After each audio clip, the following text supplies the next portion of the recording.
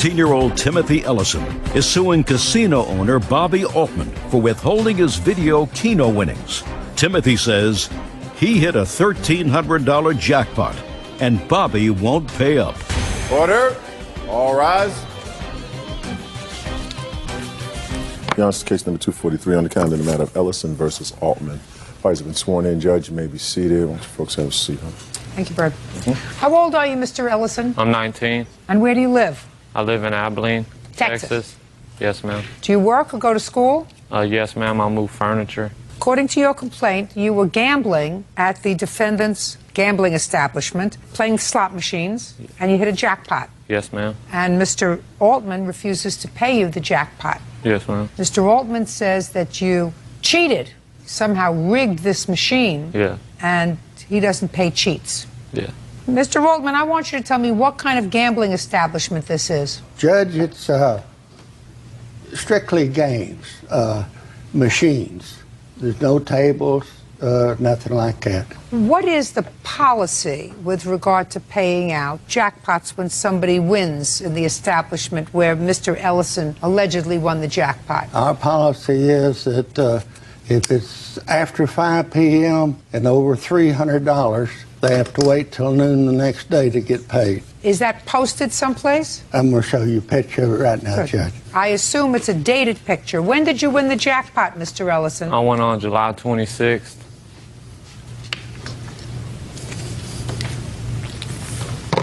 Okay.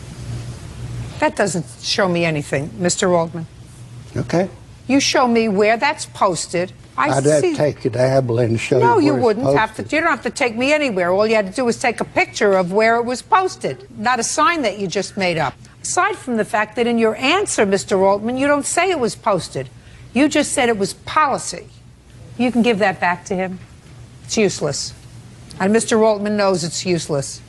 You see, Mr. Altman, because if you're a businessman, and I assume that you've been in court before on something, so you know that if you sign an affidavit, you would want to put in the most important thing in the affidavit, which is that prominently out there, right under the office, is a big sign that says any jackpot over $300 that's hit after 5 o'clock has to wait till the next day.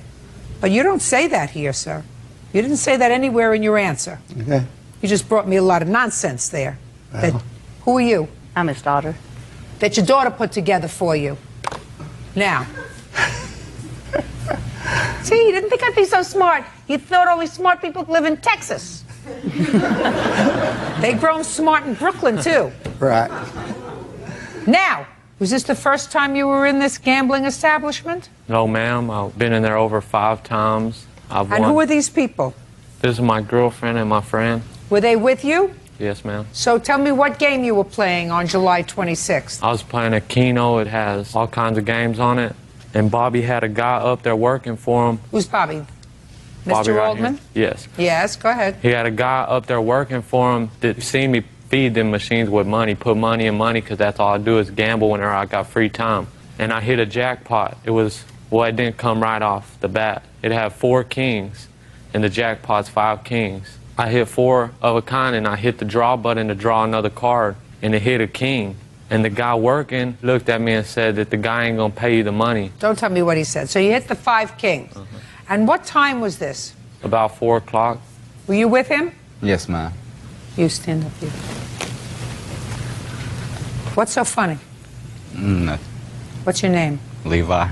What do you do for a living, Levi? I move furniture. Did you graduate from high school? No, ma'am. No. Did you graduate from high school? Yes. When? Last year. You have a cell phone? Yes, ma'am. You have a computer? No, ma'am. You know how to use a computer? No, ma'am. I don't either. It's okay. I'm just trying to figure out how clever you are with electronics. Because that's Mr. Altman's defense. So when these 5 kings came up, you said, I won. Yes. And I understand that because of legalities, they can't pay you in cash, they pay you in Walmart cards. Yes, ma'am. How much were you supposed to have won? $1,358.12. So why didn't somebody pay him, Mr. Altman? Well, for the first reason, well, I wasn't down there. You don't have to be down there. You have a business. Right. When they called me at home and told me that a man had won the jackpot, I told him to tell him to come back at noon tomorrow and he'll get paid. Why did you do that? Because I assumed that he'd won a legitimate jackpot. Why didn't you go down there that day? I did go down there. An hour or so later, I did go down there. Just a second, why didn't you go down there to pay him? If your employees don't have the authority to pay a jackpot. It's not only that they don't have the authority, but we normally don't keep that kind of money on hand in the evening. A Walmart will only allow us to buy $500 worth of cards a day. How much money did you pay out on July 26th, sir? I don't know how much offhand, but more than the $1,300. Really? Really. You mean most people win when they come to your business? Well, a lot of them do. I want to know why you didn't go down there immediately to pay this man. What kind of gambling establishment says come back the next day for your winnings? Shh. Well, I never heard of such a ridiculous business. if you don't have the cards on hand, You have to have the cards on hand if you offer a jackpot.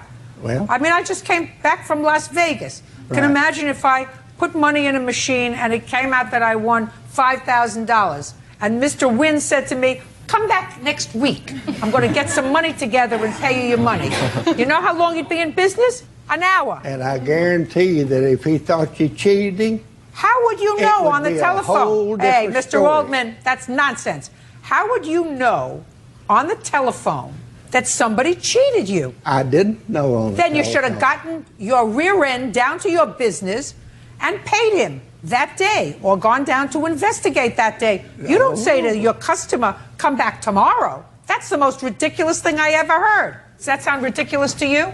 I You ever go to a casino where they told you to come back tomorrow to get paid? no. Well, I'm asking you. I mean, you're going to be 50 soon, and I assume that you've been to Thanks. casinos. I thought I would... Tell everybody, right? Now, so I assume you've been to a casino I've been to a more than casino one or or two, twice. Did you ever win a jackpot? No. Ever win a little jackpot? Not really. Oh, well, I would stay away from casinos if I were you. Have you ever been next to anybody that won a jackpot? I was next to somebody who wanted to Oh, get that. good. Have you ever heard of somebody saying to them, come back the next day to be paid? I have never heard of it, Judge. And neither have I, Mr. Altman. And especially since you say to me, I have to find out whether he's cheating or not. It would seem to me the best way to find out if somebody cheated you is to go down there that moment and look at the machine that moment, not the next day. Now, Unfortunately, when they called me, I had no idea who it was or whether or not they was cheating. I Mr. only Waldman, you knew sound that- ridiculous. I only knew that when I went down there. Ridiculous. Well, I'm sorry about You that, sound, Judge. Mr. Waldman, ridiculous. I'm because sorry about you that. went down there an hour later, you say. So clearly you could get yourself down there within a relatively short Absolutely. period of time. Why did you tell him to come back the next day? Because that's our policy to come back the Baloney. next day. Baloney. That's baloney. Had nothing to do with I didn't have enough cash on hand. You're making up excuses as you're going. I want to see whether he was cheating or not. Now, you prove to me, in a way that I'm going to understand it, put your hand down, that he cheated on that machine. Show me. Machine has two sets of brains, one on the outside, one on the inside. Two sets of There's brains. the picture of the inside brains. Go ahead. And if you look at it on his particular game, it shows that he only won $212.84. Not only that, but the game above it showed the hopper jam. The game below it showed configuration error.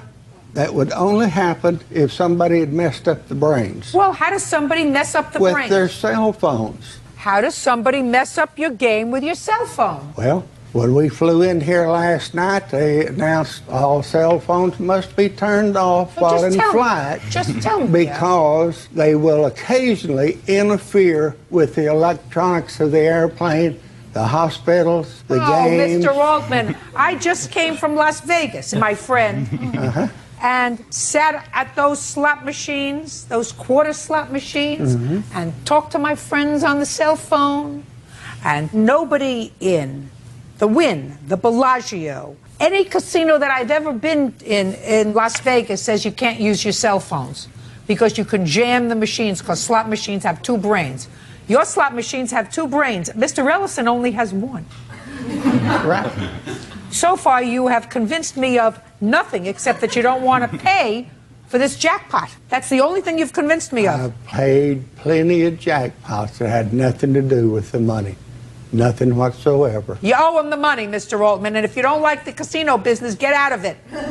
I would have a lot more respect for you if you said, well, my manager called me and said somebody won a jackpot. First of all, that shouldn't have been a revelation requiring a telephone call to you. People win jackpots. That happens. And if they won a jackpot, you should have said he won the jackpot.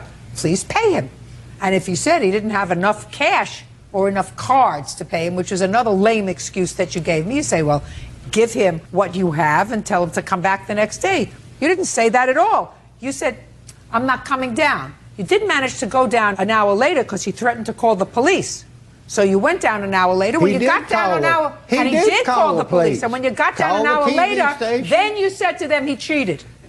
And it's obvious that you don't have a clue what's going on in the casino business in Texas. It's well, Mr. Altman, if the heat in the kitchen is too hot for you, sir, don't be in the casino business. Judge Judy continues in a moment. And later today, explain to me, sir, this $8,000 outlay of money. Stacy had called me right before October, I believe in... Listen to me. Yes. I'm not interested in your social history. Just get to the car. Timothy Ellison says casino owner Bobby Altman refuses to pay up on a jackpot. Bobby claims that Timothy rigged the machine. Now, Mr. Altman, if you're in the casino business, sir, you got to do it right. And you have to make it appear as if you're doing it right, which is if somebody ostensibly wins a jackpot in one of your casinos, and if you have a policy that they can't pay unless you're there, then you get yourself there. You don't tell the winner of a jackpot, you come back the next day. When? You've got control over the machine in that 24-hour period. Who knows what you could have done to the machine? Why would he leave his jackpot? Say, I'm not leaving this machine. I'm standing right here. If I'm not here, my husband's here. Mr. Altman, you did the wrong thing. You owe him $1,358. You pay him. That's all. Parties are excused. You may step out. Oh, man, he's just a scam artist.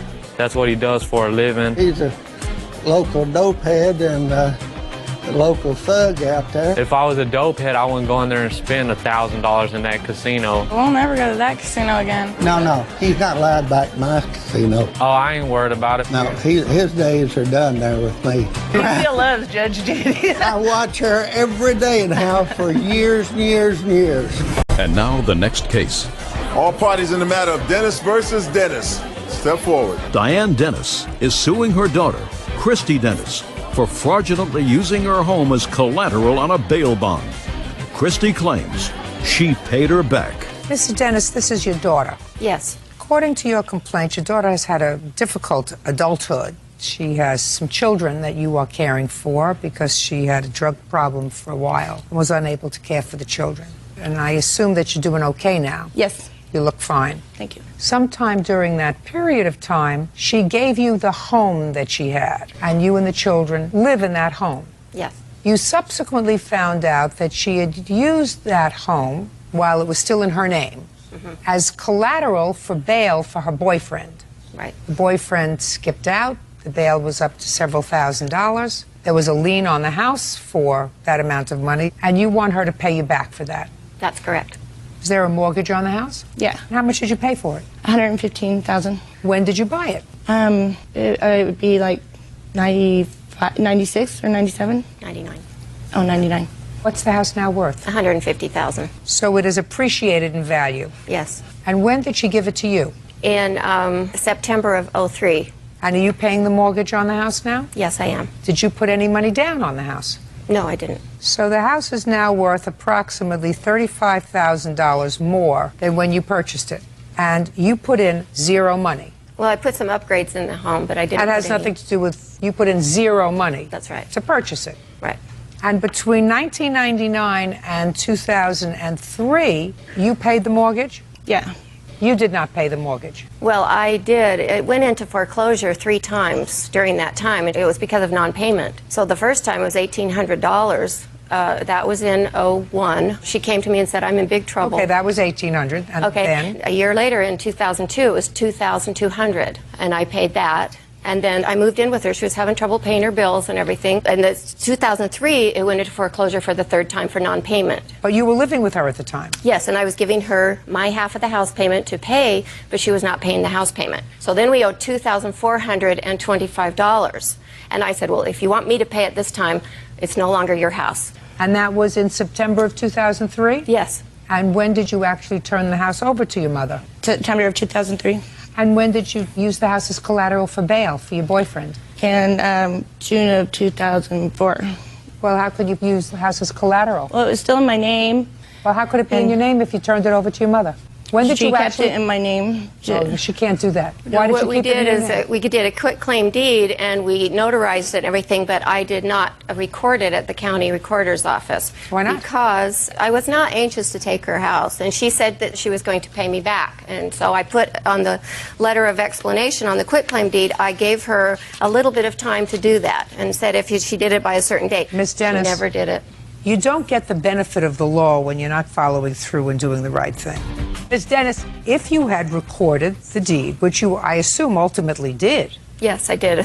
Then she couldn't have used the house as collateral. That's right. That was my mistake, definitely. It was your mistake. Right. But you're really not out any money because you have a home in which you put in no money and you have equity in the house of over $35,000. Yes, and I've helped her a lot. The only thing I'm not talking about you helping her.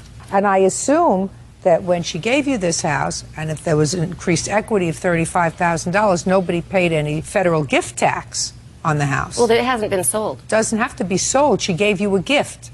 And if the gift is in excess of $10,000, you have to pay a gift tax on that, Ms. Well, Dennis. she was going into foreclosure. It was either going to go to the bank or to me. You're making excuses. You know exactly what I'm saying to you. What I'm saying to you is you now have a home in which at most you put in $4,000 if you paid the back mortgage payment. No, that was over $6,000, three times. I have 18 and 22. And then 24, 25 the last time. That was the Well, foreclosure. you were living, just a second, you were living there. And giving her the payment. You were living there. I don't believe that you were giving her the payment, Miss Dennis. Was I giving, okay. Miss Dennis, I don't believe you were giving her the payment. With her history of not paying the mortgage, it doesn't sound right to me that if you're living there because your daughter's on drugs, that you would turn over your half of the mortgage payment to her so that she would pay the mortgage. Miss Dennis, it doesn't make sense. And if it doesn't make sense, it's not true. Okay. So, well, I thought she wasn't paying the payment because she didn't have the money. She went through a hard time. She lost her partner. Miss Dennis, she wasn't I don't believe working. you that you were giving her the money.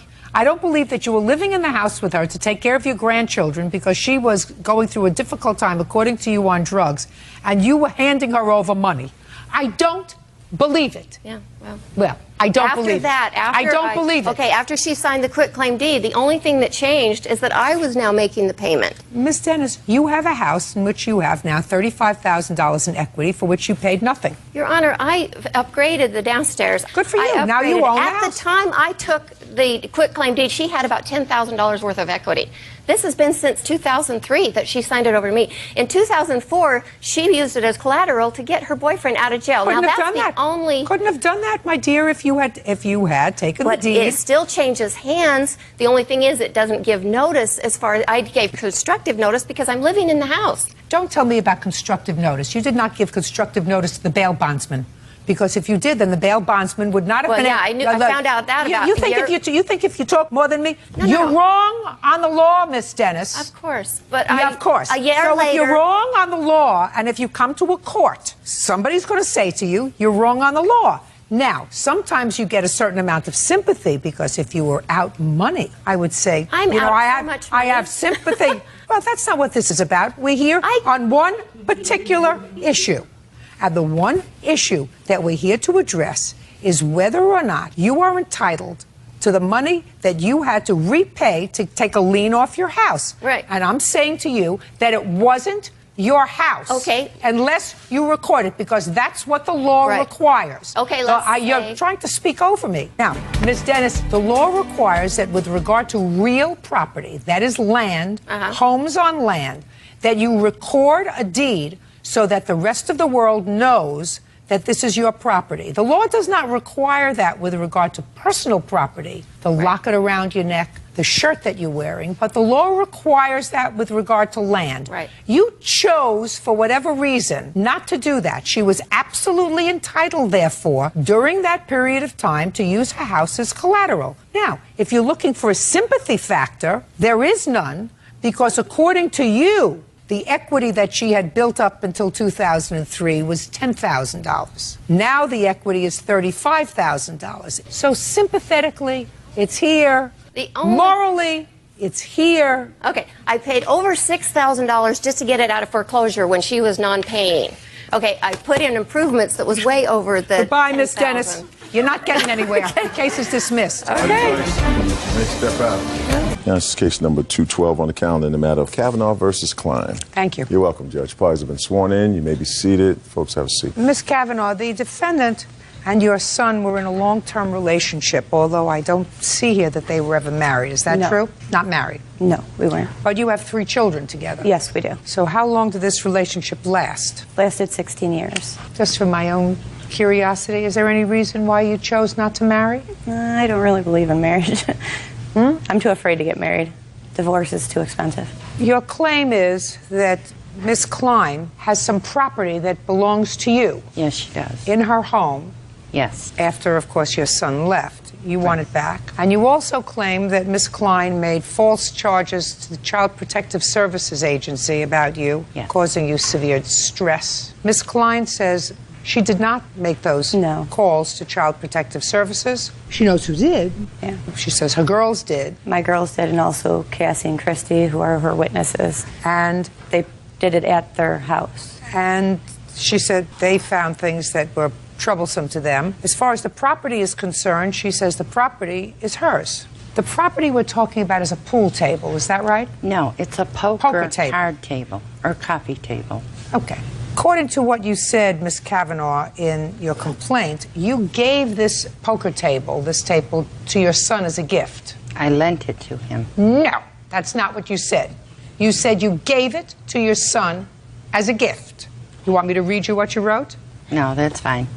Just say, I know that you dispute that. I had given my son a custom-built poker table for his birthday. Correct. So let's deal with the poker table because that makes my life very easy. You have no interest whatsoever in the poker table. Okay. Got it? Once you give a gift, the gift is gone. And I don't see your son here. If he wants the poker table back, and if it's his, it's certainly not marital property because these people weren't married. So if he wants the poker table back, he can have it. But you can't because it doesn't belong to you. It would be like birds suing for the poker table. Do you understand? Yes. Okay.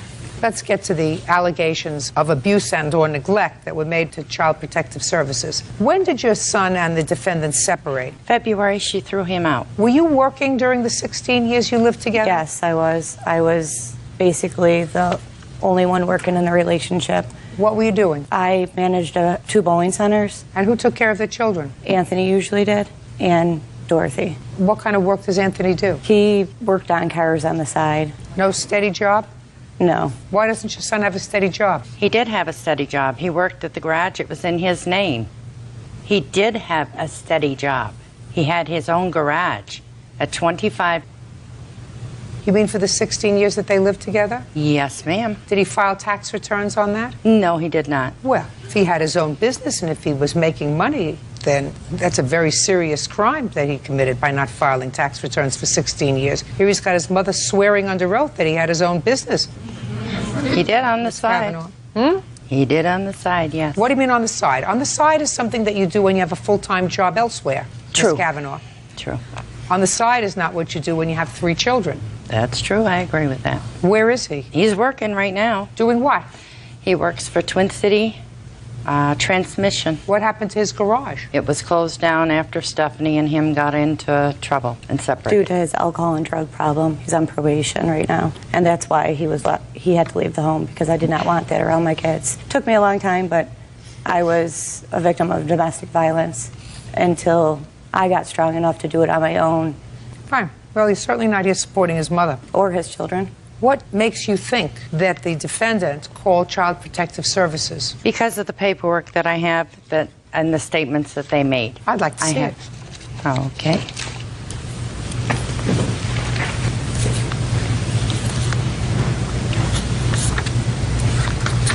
No, don't give me all this paperwork, Ms. Kavanaugh.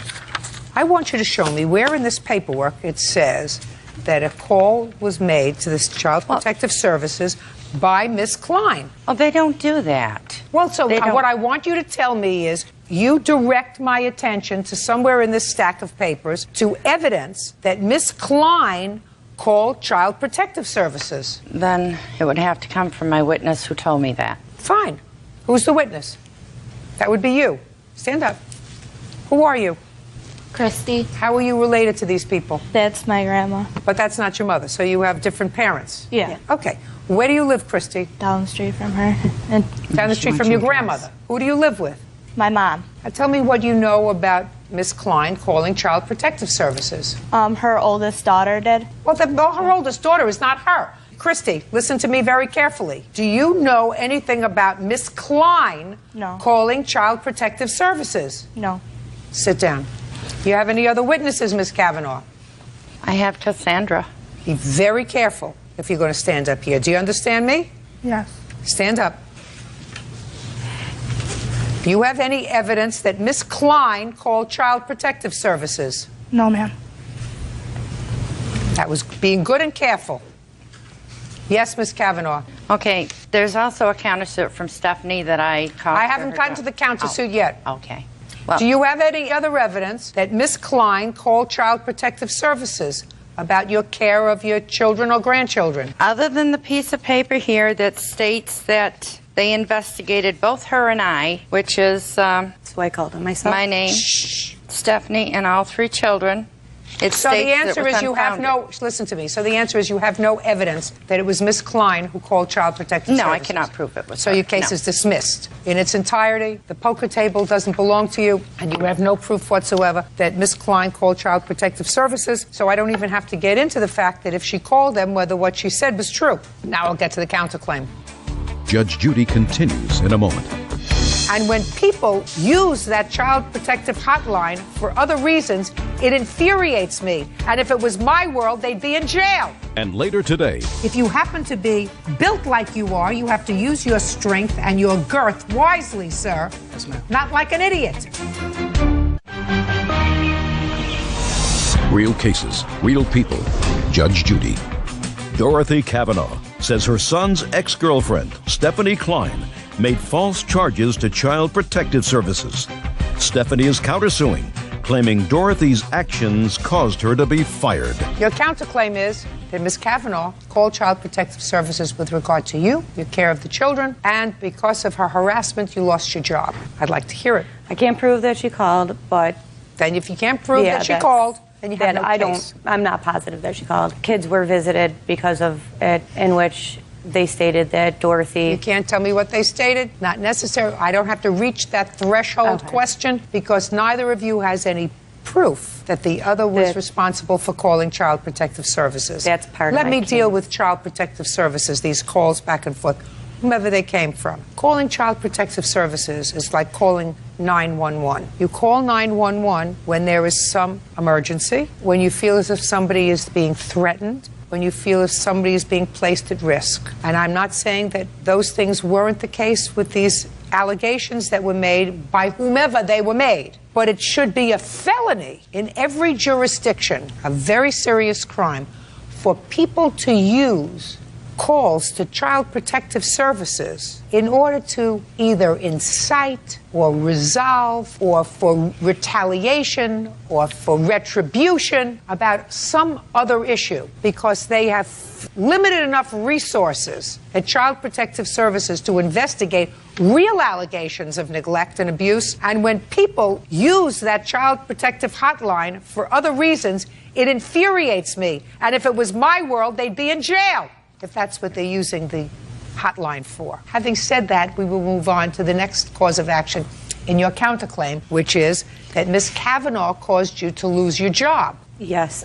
I had her as a sitter, also her son, who would drop the kids off to her even after I asked not to. She would get upset with them, drop them off at my work several times. She would drop them off at home unsupervised. She'd have them sitting on the porch in the middle of winter. She once set Jordan on the porch in the middle of winter with just a towel on because She didn't want to shower with her 10-year-old grandson, and she was 11 going through puberty at the time, which is disgusting. Miss Klein, listen to me. If what you're telling me is that because she wasn't a good babysitter, that caused you lots of stress, Yes. put your hand down, and you ultimately didn't show up for work, and it caused you to lose your job, you have options. Your option is get rid of her as a babysitter. I done did, and then you can't sue her. And that's your option. Well, she called my work, harassing my boss, calling the cops on him. I got the letter just for one that. second. Is your boss here? No, but I have a letter stated to me why I was fired, and I'd like to see the complaint from the Tonawanda Police Department. I'd just like to see the letter first.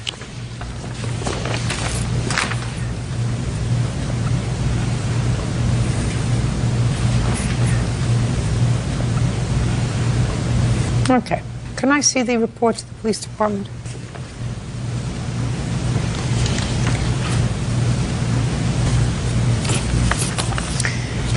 Did you at any time have her son arrested for anything? She says yes. He used to for be what? Harassment. Well, he probably was harassing her because he's a drug addict. That's what she says. Is that true? Put your hand down. Is that true? Not anymore, Heather. I don't care if it's not anymore. You mean not today? Not today, but she also is. All right, listen. Who's taking care of the 3 children? Who's taking care of the 3 children? At the moment, a girl who had their children taken away from them, so I Who heard. do the 3 children live with? I'm not talking about at this moment. They live while with the she's here. mother. They live with the mother, not with your son. Exactly. Exactly. Okay. So, when did you have him arrested? Actually, I had him arrested once, a couple times. I had to have him removed from the house because he would come in when we were sleeping. He broke in when we weren't home. Slept in my bed when I went away. These sources are 2006. Anything Yeah. happened in 2007 that's been harassment? No. Okay. There was. I was afraid to do it. She's evil and very vindictive. What do you want? We both filed harassment against each other. Well, I don't know why you should have anything to do with her except positive things with regard to your grandchildren, Miss Kavanaugh.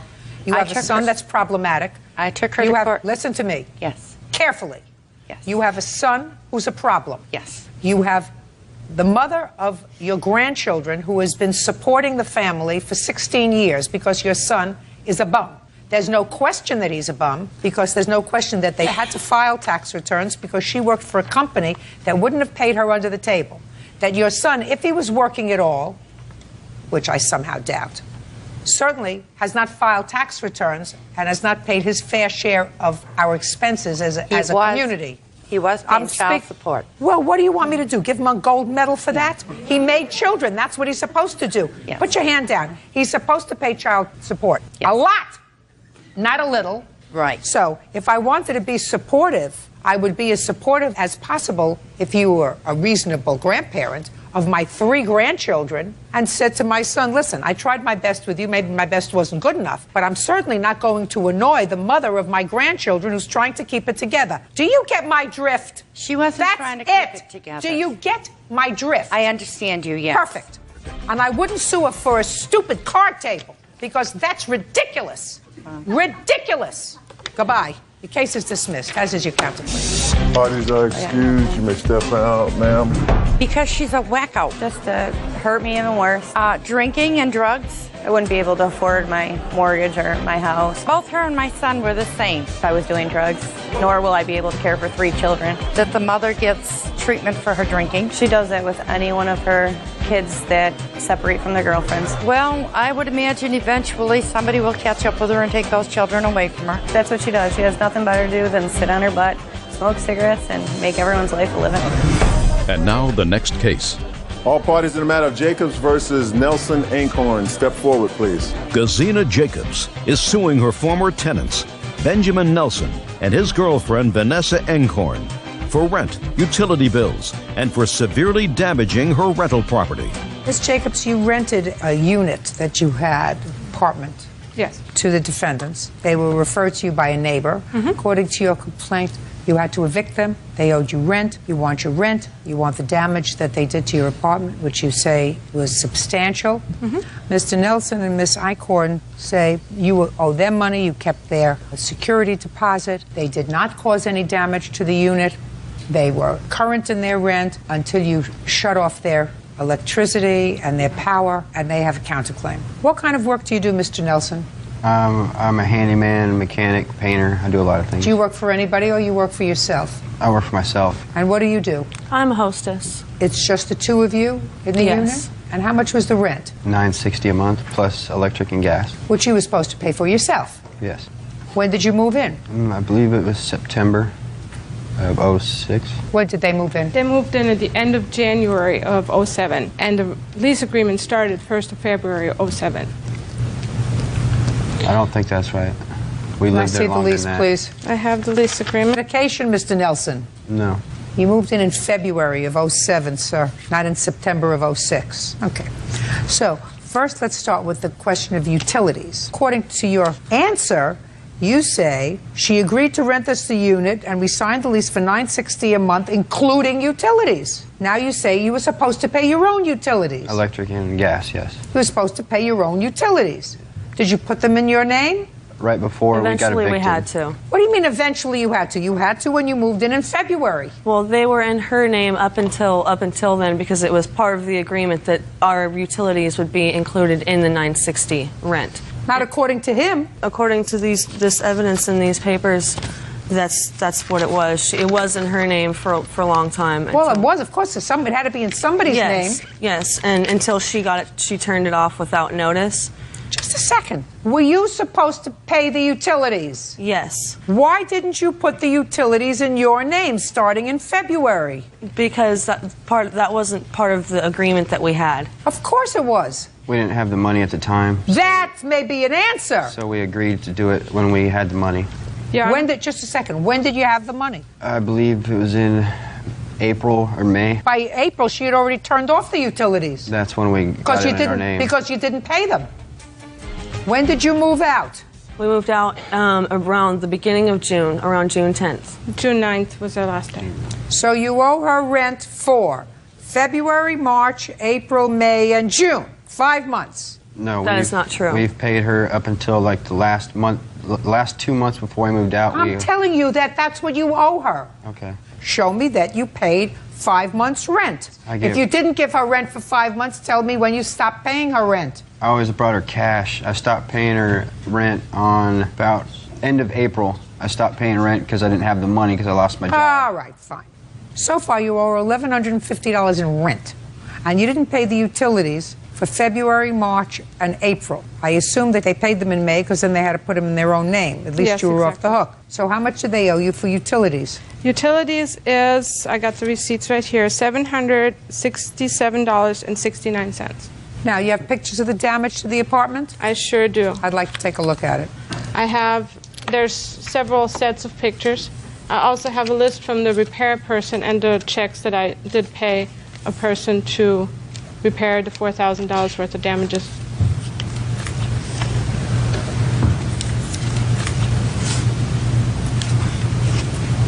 How did these holes get in the wall? That was a prior roommate. Whose roommate? Ours. A bad selection of a roommate.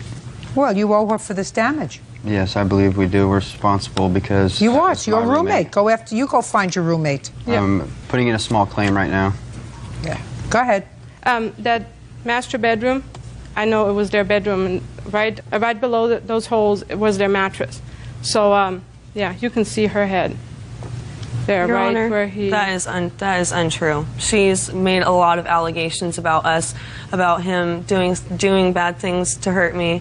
A lot of why those holes are in our walls. When was the last time the police were called to any residence where you have ever lived for domestic violence? Never. Just this once. If she'd called. Just a second. When in any of your residences were the police called on a complaint of domestic violence? None that we know of. She just said once. Well, we believe that's what she called about. Yeah. Because they showed up, but nothing was ever done about it because nothing was wrong. They showed up at the residence because they were looking for him. This apartment is a pigsty.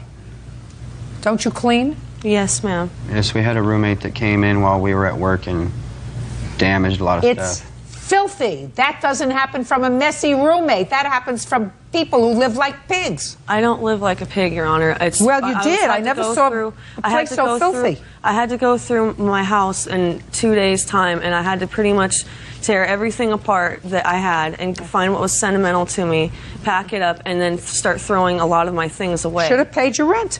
Your Honor. You should have paid your rent. That's what happens when you don't pay rent or utilities.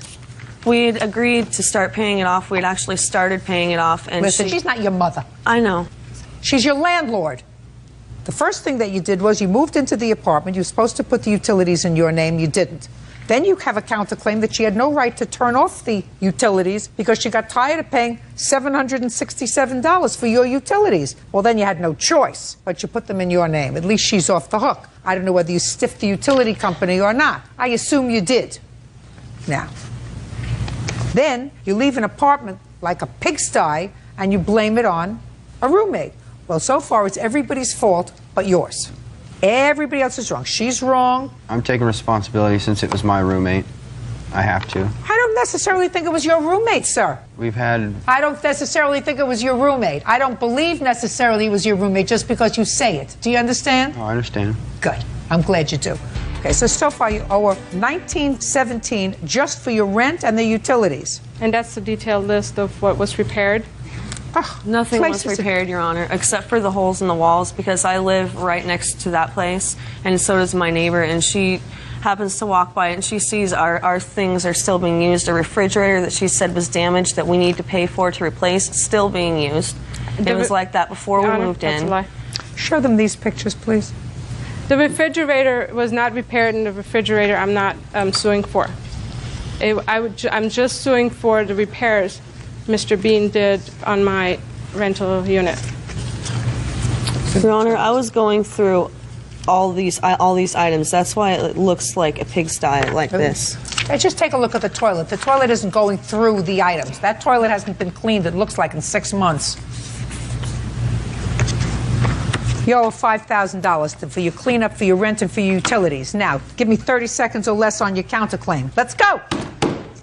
We don't believe we owe her because nothing was fixed before we even moved in. Forget it. Next. All of our stuff that was in the house, she told us we would have 2 days and we had nowhere to go. Why didn't you get your stuff out? We stayed up all night trying to get our stuff out. We had 2 days time to do it. So we got Did you pay rent in June? I was giving her a couple hundred every week. Did you pay rent in June? Not in full, no. Counterclaim's dismissed. You owe $5,000. That's all. Thank you, Your Honor. Advisor excused. You may step out. Next case number 5 on the calendar in the matter of Cervantes versus Porras. Thank you. You're welcome. Parties have been sworn in, Judge. You may be seated. Sir, have a seat, please. Ms. Cervantes, these people used to be friends of yours. According to your complaint, you sold them a car, and they were paying off the amount that you had loaned on the car every month. And you were letting her drive it because he didn't have a license, right? He didn't have a license. Yes. How many months did they make the car payment? 3. From when to when? August, September, October. And what amounts were the car payments? $262.43. Now, to whom did they make those payments? They gave me the money and I paid the payments. To the car company, the loan company? Yeah. How many months did you make payments on the car? Years. I was paying years. It was almost paid off. Okay. And when you sold them the car, how much was left on the loan? I don't recall the loan at all. I think it was $7,000 that they paid off when it was totaled. I don't know what the loan itself was. You said that the car was practically paid off when you sold it to them. To me, that's less than a year's payment to be paid off. Not at $262 a month. If the payout was $7,000, you're not really good in math. No, I'm not. Did they also pay for part of the insurance? They paid the portion of the insurance. How much? It was $3. How much did you pay a month towards the insurance? $150. Okay. And your agreement was once all the payments were made, the car was going to be theirs. Is that right? No. There was supposed to be a down payment of $1,500 to $2,000 at the beginning before he even took the car. He couldn't make that, and she was pregnant, and I said, go ahead and take it. When he got income tax, there was to be a down payment. I don't want to hear down payment anymore, madam. You didn't loan them the car, and you didn't lease them the car. They were going to purchase the car from you. The difference is they didn't put a down payment like I put a down payment. Sometimes you don't have to put any down payment. Are you following what I'm saying to you? Yep. Perfect. So this is your claim. Your claim is that he totaled the car, right? Correct. And you had no driver's license. Correct. Why were you driving without a driver's license? I went to the store to get the baby formula. That's, you know. Yeah, I know. You know? Or a little one. Send her to the store to get the baby formula. She was at work. She had no business going to work if the baby didn't have formula. If there's only one person that drives, and I guarantee you've driven that car other than to get the baby formula. How did you get to work that day? Actually, I was pregnant at the time of when the accident happened, so I wasn't even working. So how much of a liar is he that you're married to? He's the one who said you were working, he had to go to the store to get the baby formula. This baby born yet? No, she used to babysit, Your Honor. I'm sorry. When I meant she was working, she was at home babysitting. So I said, let her go to the store. In any event, you totaled the car. I was rear-ended. The car was... You totaled the car. But for the fact that you were driving it without a license, you wouldn't have been in an accident. Correct. Now, you got an insurance check in the amount of $4,000, is that right? Yes. And how much was the payout on the car? They had to pay, it was a total of $7,000. How much did you pay? Total amount? I don't know the total amount. Well, how much are they coming after you for? They're not coming me after, it's paid for. By whom? Progressive. By insurance? My insurance covered it. They gave me $4,000 and the rest was paid off for the car. What did they give you $4,000 for? The amount of the car, I guess that... So they paid out a total of $11,000 on the car? $7,000 to pay off the loan and $4,000 to you? I believe so, yeah. Oh, nice. So this was a really good accident for you. Now, what happened is, according to you, they came to you sometime after the accident and asked to borrow $1,000. You gave them $1,000. Then you went to collect the $1,000, and they said, you gave us this $1,000 after you got this insurance check, this windfall. We were paying for the insurance on the car, right?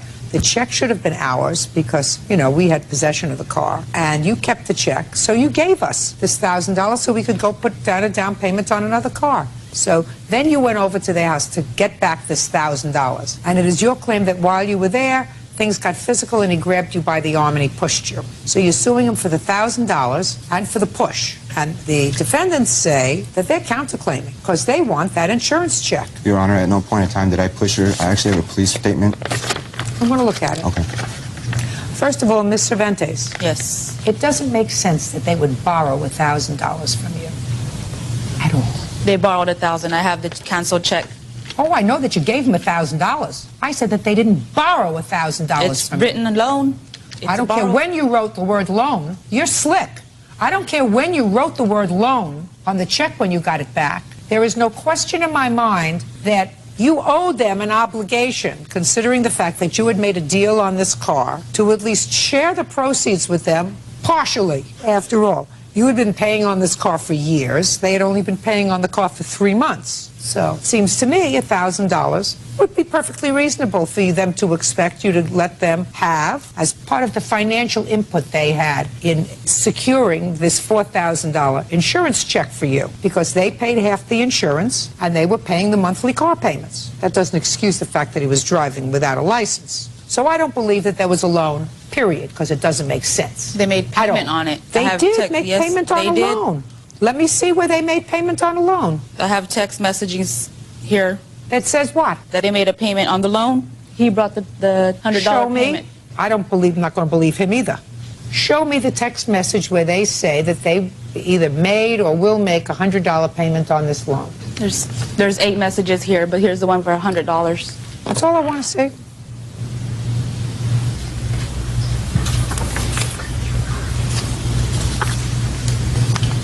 Why would you say to her, we'll give you like $100? I hope you understand. We were helping her out because her husband, or her boyfriend, I'm sorry, had left her. And we were also helping by taking care of him. He was living with us as well. Yeah, because you got him kicked out. She don't speak. And she was in financial need, so we were just helping her out with money. I hope you understand it's not helping me out. That's helping you out. In any event, if they weren't smart enough to get $1,000 from you, they should have been, because you owe them $1,000. No question. You made a sale of this car. It was not a lease. However, the title had not passed yet because they had not fulfilled their end of the obligation. Right. So actually, if you had been out any money, certainly you would have been entitled to this entire amount. But you got a windfall of $4,000. You sold them the car for $5,000. I didn't sell them the car for $4,000. They were supposed to put a down payment. I'm not interested in your down payment story anymore. Do you get it? Yeah. Judge Judy continues in a moment. You burglarized his house. I didn't burglarize anything. Yes, you did. You went into his house, and once you got into his house, you started trashing his property. That's burglary. And later today. Who'd you sell it to? Huh? It's not an answer. I'm sorry. I had a private dealer sell it. Did you have any profit? Is not an answer. Real cases, real people. Judge Judy. Vanessa Cervantes says former friends Rick and Christina Porras owe for an unpaid loan. The couple is countersuing for the amount of an insurance claim. All right, now you want to tell me why you went over to their house? I went over there to get payment because Christina said Rick will have the payment, and I kept calling Rick and he wouldn't answer, so I went over there to get my payment. But you had already gotten a $4,000 check. This was a loan he was paying. He already made $100 on. Give this back to her. She shouldn't get it. I'm interested, Miss Cervantes. I read your complaint very carefully, and you said that when you went over there to collect this payment, and they weren't forthcoming with the payment. Let me see what you... He left the door open as he walked away to go back to sleep. I went to his house and told him I was going to sit there until I got my money. I then started grabbing some of their DVDs, threatening to pawn them. That's what you say right here. Right, for payment. You're not allowed to do that. That's burglary. That's burglary. He has an absolute right to grab you and throw you out of his house. You're trashing his house. I didn't trash his house. Yeah, you did. He trashed his own house. Yeah. I grabbed some of their DVDs, threatening to pawn them. We exchanged words, and when I called his wife, he grabbed me by the arms and threw me to the floor. That's incorrect, Your Honor, and I have the police statement. I'd like to see happened. the statement, please. It's also a statement from him. He also was there at the time, and he stated at no point in time did I put my hands on her or did I throw her down. What property did you tell the police he had of yours? That's what you told the police, property, not money, not a loan. Said he had property. I didn't say property. Oh, that's what so the police are lying. Twice, it says it. There was no report made. Yeah, it's right here. Boris called the police, and when I arrived, Cervantes was standing outside in the driveway in front of the residence. When I talked to Cervantes, she stated that Porras had some property of hers and that she had come over to claim it. I asked her if she forced her way into the house, and she said no.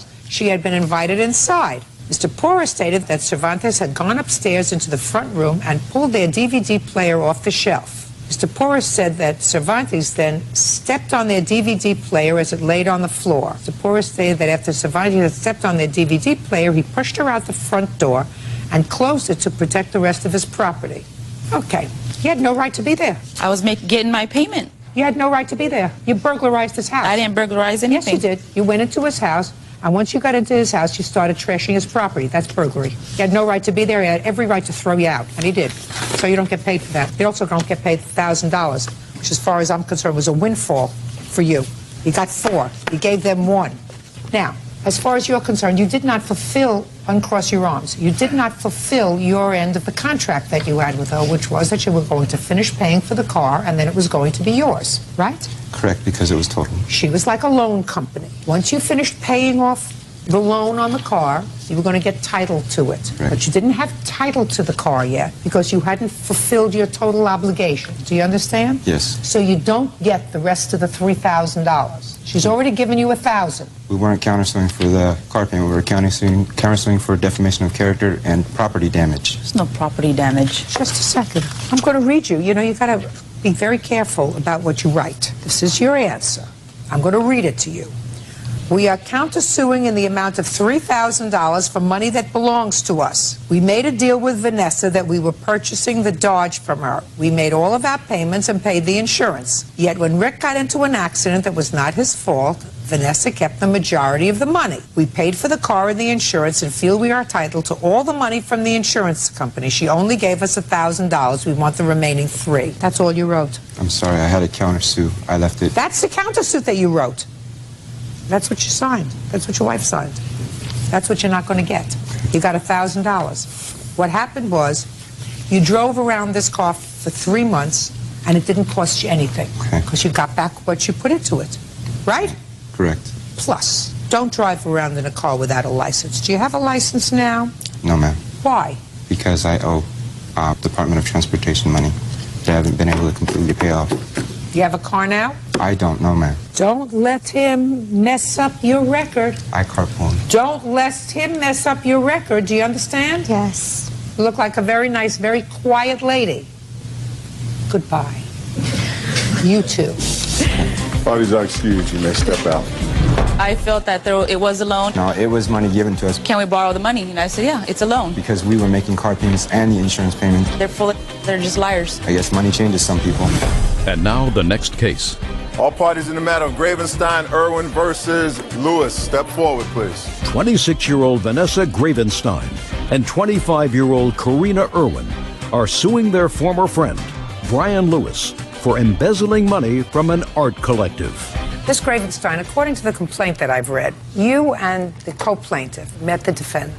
You were interested in starting something called an art collective. And I assume what that means is a place where young people can show off their art. Is that right? And also produce their art and be inspired by each other. And what you did was you and the co-plaintiff were involved in setting up events to raise money to create this art collective. And the two of you worked together along with Mr. Lewis. You raised over $4,700 at these various events, something that Mr. Lewis does not deny. And you put it in the bank. And Mr. Lewis took the money and spent it. Mr. Lewis's defense is that it was always intended to be his money. That's your defense. Essentially. Well, Mr. Lewis, I want you to explain that to me, sir.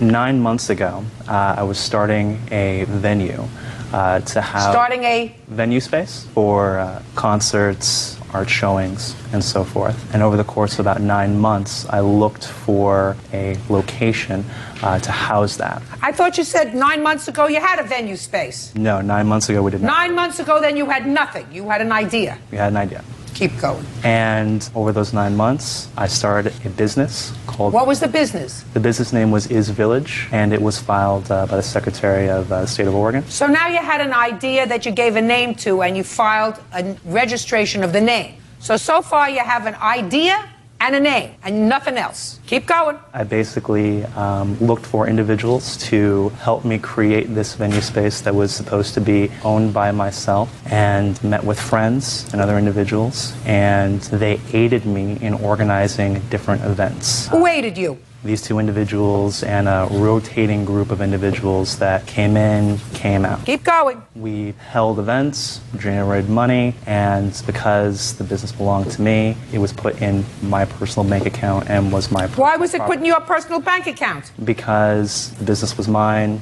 I started the group, the money was essentially mine from the get-go. No, that's not true. You're an embezzler. Absolutely. You brought a group of people together in order to create a dream that you had and that you inspired others to act upon in order to do this Is Village. That's why they went to work for you, and that's why, according to you, the other people who you spoke to became involved in creating the events that brought in money, which would ultimately provide you with a venue. Now, what did you spend the money on, Mr. Lewis?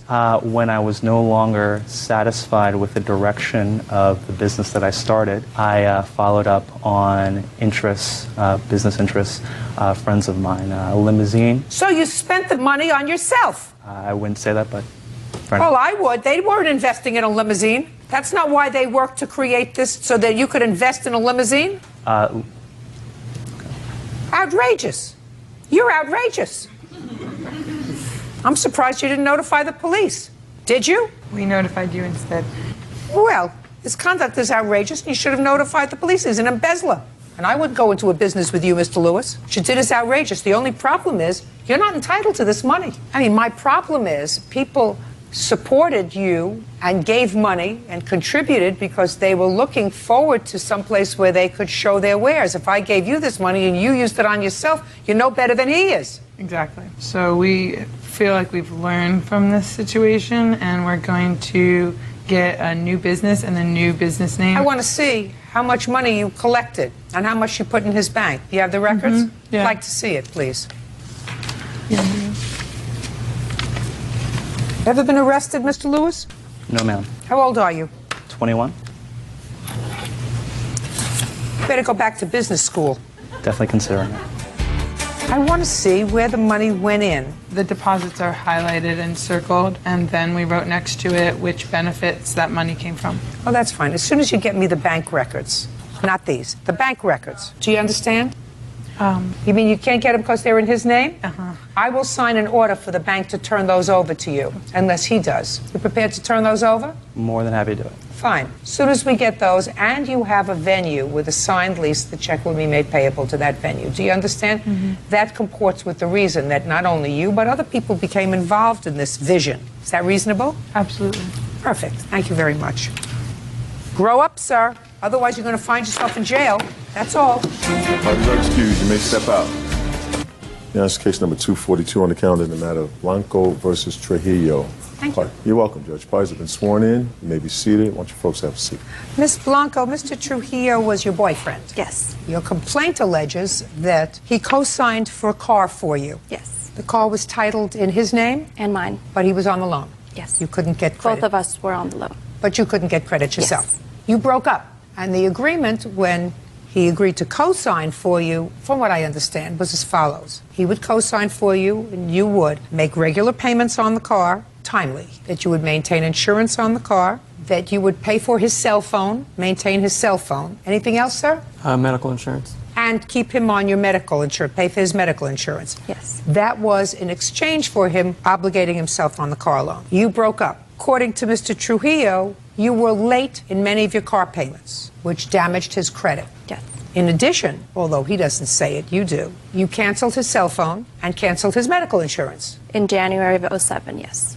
This year. Whatever. You canceled his medical insurance. There was no time limit on this contract. It wasn't really an agreement that I was going to pay his cell phone insurance. It was more of a blackmail, and I have emails to prove that. What do you mean? Just a second. I'll see you in a second.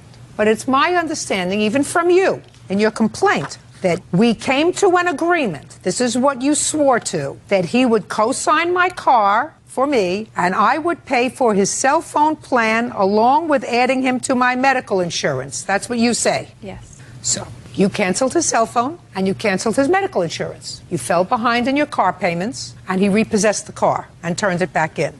Is that what you did with it, or are you driving it? I currently have the car.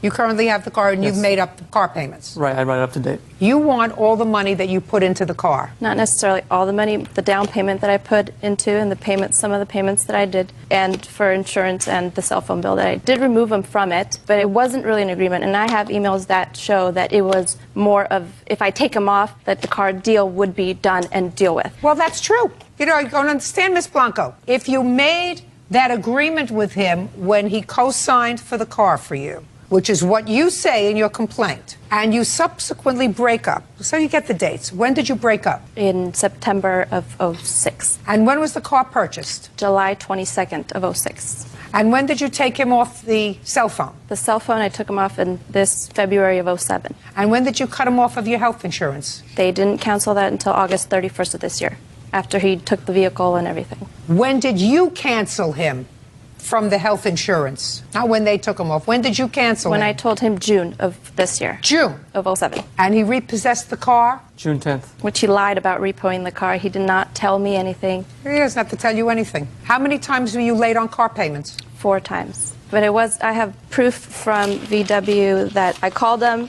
everything, we stayed in touch. I don't care whether you stayed in touch. What does that mean, Miss Blanco, that you stayed in touch? Because they cut my hours from work. It was very unexpected. On March 10th, we had a meeting and they told us, hey, we're cutting hours by Monday. I went from working 40 plus hours to 32 hours. There was no way I could come up with the money. I was trying my hardest to get a second job, and Renee knew about this. He knew that I was trying to get a second job. I kept in touch with him every single time. I said, hey, I only paid $110 this time. Miss We're going to do it. Blanco, you have to be a grown-up, sweetheart. I was Listen now. to me. You can't visit your problems on him. The fact that you were working with Volkswagen and they don't want your old car back, they want to work with you as long as they're going to get their money, right? That's one thing. That doesn't mean it's not reported to his credit as I the co-signer. understand that. The fact that you lost hours impacted on him. He You knew understand that. I understand That's his that. complaint, because he has a counterclaim. He says you ruined his credit because for 4 times, and I don't care if it was 4 times or 3 times or 2 times,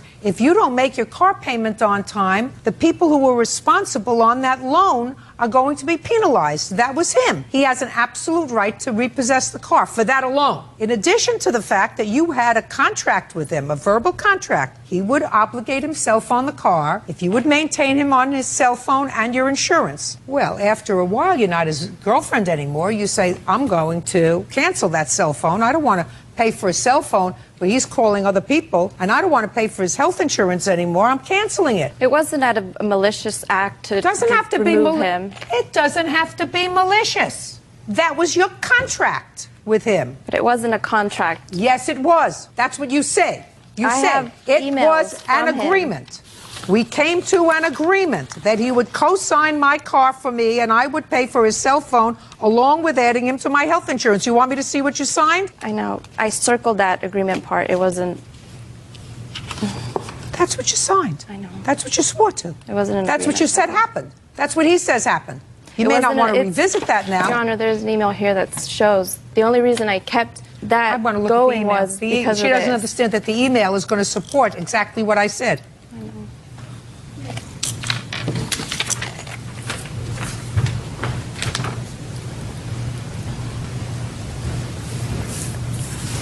Yeah, he says to you, you keep me on your insurance and your cell phone plan, and we'll keep the same car deal. That's what he says. But it wasn't the car deal. The reason why it says car deal is because when we first signed up for the car, we signed up on July 22nd. A couple days after that, the guy that we did the car loan with called us in and said, hey, we have a better interest rate for you. If you come in, we could redo the contract. So I got sick a couple days after that, so we couldn't go right away. I had surgery, everything was fine. We went back and redid the contract, but before we redid the contract, we got into an argument, and I said, you know what, we have to take this out of my name, or out of your name, put it into my own name, now that, you know, this is not how it's supposed to be. And in that email it says, or... Miss Blanco, was the car in both your names? Yes. Was the loan in both your names? Yes. Do you have proof, sir, that your credit score went from one thing to another? I do. Can I see it, please? Sure. This is the before and the after with the credit scores highlighted.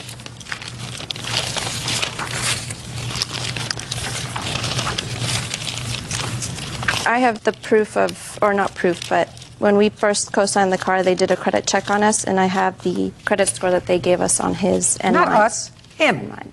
Both of ours. Just his. Oh, you want What was his? His was 776. Now it's 630.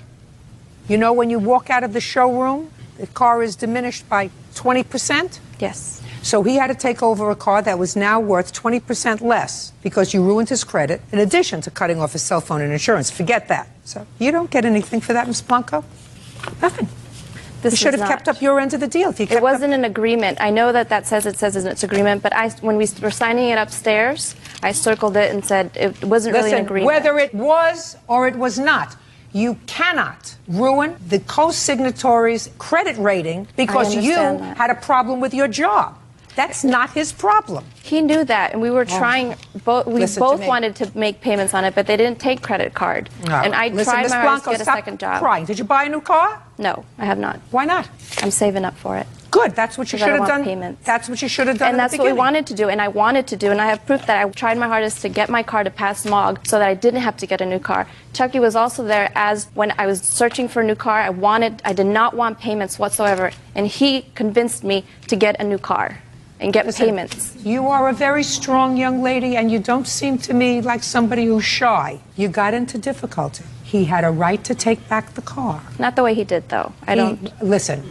I was at work, Your Honor. I'm not saying he was Prince Charming. He had a right to take back the car. But I was at work, Your Honor, when he came, and I had lunch with my boss, and he just took the car. He did not warn me. After lying about having the spare key. I'm not the moral police, Ms. Blanco. I'm here to decide a legal issue. The legal issue is, did he have the right to take the car? Absolutely. Did he have the right to sell the car? Absolutely. Does he have the right to keep the car and make the payments? Absolutely. That is his prerogative because you ruined his credit. You have no right to do that. You have to be a big grown-up girl and not say, because I lost my job, I had surgery, I had other things that happened to me, and I this and I have that. It's not my fault. He took the car the way I was having lunch with my boss. He didn't give me notice. You breached the contract to make the payments in a timely manner. May not have been of your own volition. It may have been because I don't know, the sky was falling and Henny Penny and whatever other reason it was, but that can't impact on him. He's not your boyfriend anymore. He's not your boyfriend, he's not your father, he's not your brother, he has no moral obligation to you whatsoever. Now, you're driving the car, sir? No, it's currently garaged at my mother's house. Why? Because I have nowhere to put it. I go to San Francisco State and I have no Well, garage. who's going to drive the car? My mom's driving it right now. Oh, your mom's driving it. Good. So you have a nice car, right? Right. Good. So what are you complaining about? By the time I sell the car to my supervisor here, I will have lost $5,000. Well, you should have sold it to her sooner. She's going to apply for a loan. You should have sold it to her sooner. That's not her problem. That's your problem. Okay. You took back the car. Car is in good running order. Yes. And now you're paying for it and you're going to sell it to somebody else. To her. And right now your mother's driving it. Right. Very nice. Your counterclaim's dismissed. Okay. So is your claim. You're not entitled to any money back. That's all. Thank you. Thank you. Parties are excused. You may step out.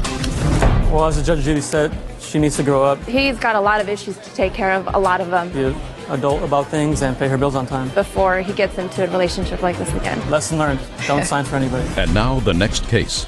All parties in the matter of Kruger versus Perks, step forward. Carolyn Kruger is suing her brother, Kevin Perks, for his share of their mother's funeral. Carolyn says Kevin is the only sibling who refuses to pay. Miss Kruger, Mr. Perks is your brother. Yes, he is. And your claim is that he is responsible for a portion of your mother's funeral expenses. That's correct. Mr. Perks says he is not responsible for any portion of your mother's funeral expenses. When did your mother pass away? April 22nd, 2007. And it is my understanding that her primary asset was a life insurance policy. Is That's that correct? correct. Did she have any other assets other than this life insurance policy? She had a few $100s in a bank account that I used to pay for the nursing home. Other than the life insurance policy, did she have a home? Did she have a car? No. Did she have bonds? Anything else? No. Life insurance policy? Yes. And how much was the life insurance policy? I don't know the total amount. We each got a portion of it. It was $2,082.74 a piece times 8. So a little over $17,000. And she had been paying on this life insurance policy. I assume it was from work? Or... Correct. It came out of her pension. So it was a pension? Right. And it is also my understanding from your complaint that there was no named beneficiary on the policy. That's correct. So far, are we correct on that, sir? Yes, ma'am. So, only asset is a $17,000 life insurance policy, correct? Yes. You have 7 siblings. That's correct. Correct. Your mother did not have a will. No, she did not. So you decided, I assume, that you had been taking care of her business? Correct. You didn't object to that? I didn't object. I didn't know I was objecting to because she never consulted me on anything. When you went to visit her, did you take charge of her medical care, of overseeing her stay in the nursing home? Did you take care of her other business, or did you just go and visit her? I just went and visited her. So you knew somebody had to be taking care of that? That is correct. And who did you think was taking care of that business? Carolyn. There we go. And you didn't object to that? No, I did not. Perfect. Now, you did receive a portion of this life insurance, did you not? That's correct. How much did you receive? $2,076 and some change. I don't know the exact amount. When your mother passed away in April of 2007, did she pass away in the same town where you live? Yes. Did you go to the funeral? Yes. Did you put on a suit? Yes. You married? Fiance. Did your fiance go with you? Yes, she did. Do you have children? Yes, we do. Did you bring your children to the funeral? Yes. So they went to their grandmother's funeral. Yes. Were there flowers at the funeral? Yes. Was there a grave site that you went to? Yes. Did you ever stop to say to yourself, who's paying for this? Mr. Perks, No. did you ever stop to say to yourself, who's paying for this? Yes. Did you think the burial fairy was paying for it? No. No. So you knew that somebody had to be paying for it. That's correct. And who did you think? Put your hand down. Who'd you think that was? The life insurance policy. Right. Look how smart you are. You thought that her life insurance policy was paying for it, right? That's correct. Put your hand down. It did. All your brothers and sisters kicked in from the life insurance policy to pay for the funeral, except you. That's what the case is all about. Now, your sister could very easily have said, I am going to take all the proceeds of this life insurance policy, and I'm going to pay the $6,000 for Mom's funeral, and whatever is left over, I'm going to give it to my brothers and sisters. Right? That's correct. Well, that's what you thought happened. Instead, your sister decided to do what she considered the right thing, which was name each of you as a beneficiary on the life insurance policy. You all got your money, and everybody divided the $6,000 or whatever it was for the funeral and sent her a check for their portion. Well, Your Honor, the life insurance policy, normally most life insurance policy, they have a provision, or the funeral home has an agreement where you can have a form filled out to have the life insurance policy paid for it, the funeral expense itself. She never told me about this expense whatsoever. A week after I got the check, I never heard anything from her, never agreed to it, never paid anything. She didn't consult me about it, nothing. So? And your point would be? I should have been consulted further on... I'm consulting you right now. I'm consulting you. Who's supposed to pay for your mother's funeral? Not you. You have no legal obligation to pay for your mother's funeral. None. But you have no right to accept full proceeds of a life insurance policy, which by law is supposed to pay for her funeral expenses before it's dispersed to any beneficiary. Do you understand? Yes. Perfect. So it was done a little bit backwards. Instead of taking the money out and then put your hand down. Does it sound like you're losing? No, I'm sorry. So instead of taking the $6,000 out and paying for the policy and then distributing it to you, she distributed it to the siblings and then says, okay, brothers and sisters, now send me a check. It's the same thing. Do you understand? Yes. You don't have to be consulted about that, sir. This one wants to say something. During the funeral and everything that was at the funeral, as far as the casket, the flowers, anything, Kevin was not allowed or invited to pick any of that stuff out. Was he invited to pick out who the nurses were going to be at his mother? Your Honor. Pay attention to what I'm saying to you. Was he consulted, and did he make himself responsible for his mother's care in the nursing home where she was? He had no choice. Of course he had a choice. Did he have a choice to pick you? Yes. That he had a choice to pick where his mother went and who took care of her and participating in her care. He chose not to do that. Just as he chose, madam, listen to me very carefully. He chose to let somebody else take the responsibility for picking out a casket, for picking out flowers. It was not as if he wasn't invited to the funeral. He went with you and his children. He just made himself dumb, which I have a feeling isn't much of a stretch. You owe your sister your share of your mother's funeral. Do you understand? Yes. Good. How much was it? $750. Judgment for the plaintiff. That's all. Thank you, Your Honor. Parties are excused. You may step out. This case number 235 on the calendar in the matter of Ricotta versus Leach. Thank you. You're welcome, Judge. Parties have been sworn in. You may be seated. Ma'am, have a seat, please. Ms. Ricotta, it is your claim that you gave Mr. Leach $4,500 so that he could go out and scout around and find a car for your daughter for her birthday. Yes. Mr. Leach acknowledges that you gave him $4,500, but he says it was the return of a loan. This was your boyfriend for a period of time? For 3 years. So, Mr. Leach, I'm going to start with you, sir. When did you make Mr. Ricotta a loan? The exact date was July of 2006. And what was the loan for, sir? Unforeseen expenses, household expenses, and also she had a very tight budget in terms of purchasing this car. So I was helping out with that. Purchasing which car? The car she was looking for her daughter for. Tell me how these loans came about, Mr. Leach. What do you mean? Sir, am I saying something confusing to you? Is English your primary language? Yes, it is. Actually, I just had to think for a moment because... Because you didn't expect me to start with you.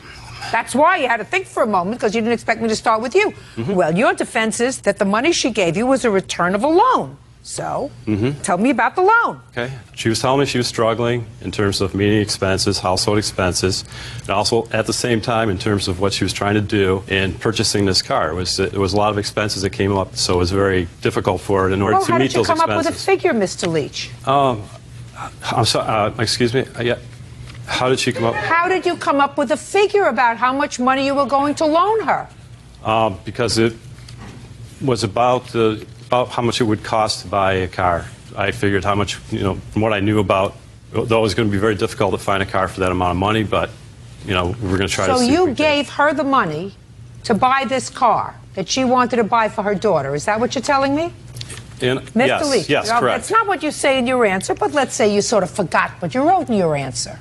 So you lent her the money to buy this car, and you were supposed to look for the car because that's your sort of strong suit, because you buy cars at auctions. I have a friend who owns a dealership, and I thought that we could help her find a car through him. So then why would you give her the money to give the money back to you? It was her car. She would have to write the check for the car. She'd be Not purchasing necessarily, sir. You could have written the check out of your account. How That's did you know it was right. going to be $4,000? I didn't. I just was. It was an estimate how much it was going to cost. Show me the proof. Okay, Show me the proof. I'm dying to see your proof.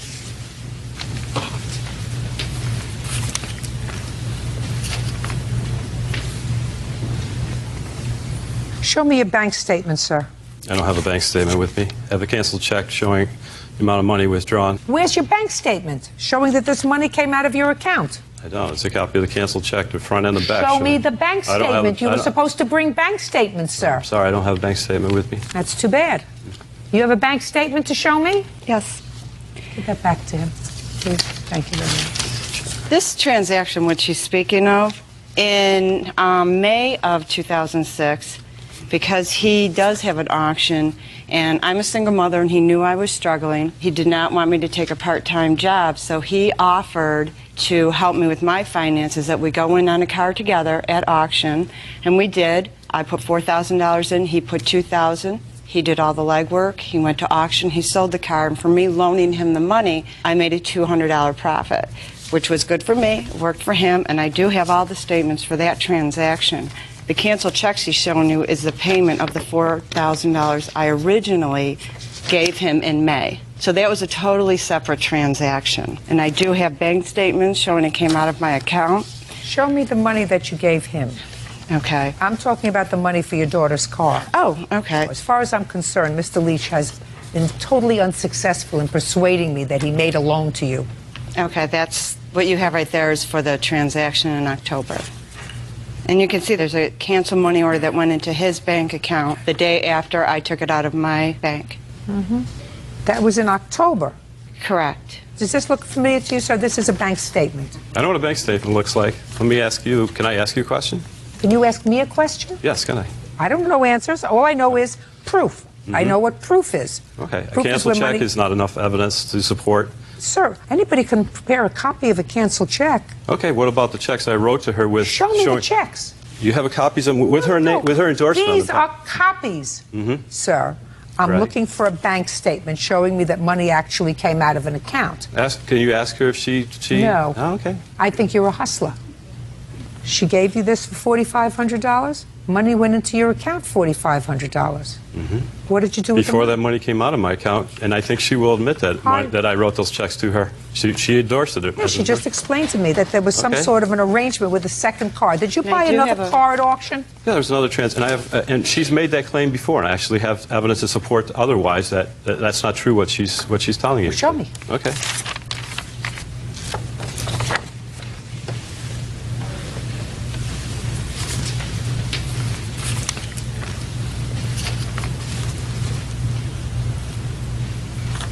Well, here I have something, Mr. Ricotta, in June of 2006, made out to cash. It says for Rosie.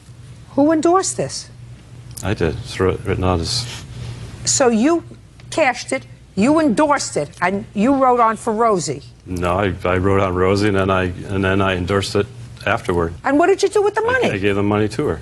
Did he give you money in June? No. In fact, I have a bank account statement of the first transaction that I took out $4,000 in May, and that he paid me back the $4,000 with those checks that you see a copy of. Okay. So you gave him the $4,500 when? October 4th, 2006. Well, My it was daughter coming up to an anniversary. Would you mind telling me what took you so long? I originally started suing him in December. At the end of December, I took him to a small claims court. And what happened? He did not show up. He claimed he did not receive the notice. So he attained an attorney. He had the attorney file to set a new court date.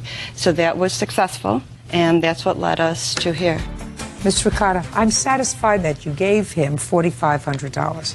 I am now also satisfied that you vigorously pursued the return of your $4,500 2 months after you gave him the $4,500. I mean, I don't understand why he took your money and didn't purchase this car. Is there any reason? Did you break up with him shortly afterwards? Yes, he felt the day that he came to my house, which was December 1st, 2 days before my daughter's birthday, because I did want it for my daughter's 16th birthday. And even though we had broken up earlier in August, we still remained friendly and we'd see each other now and then. I felt that he felt we were still going to stay together.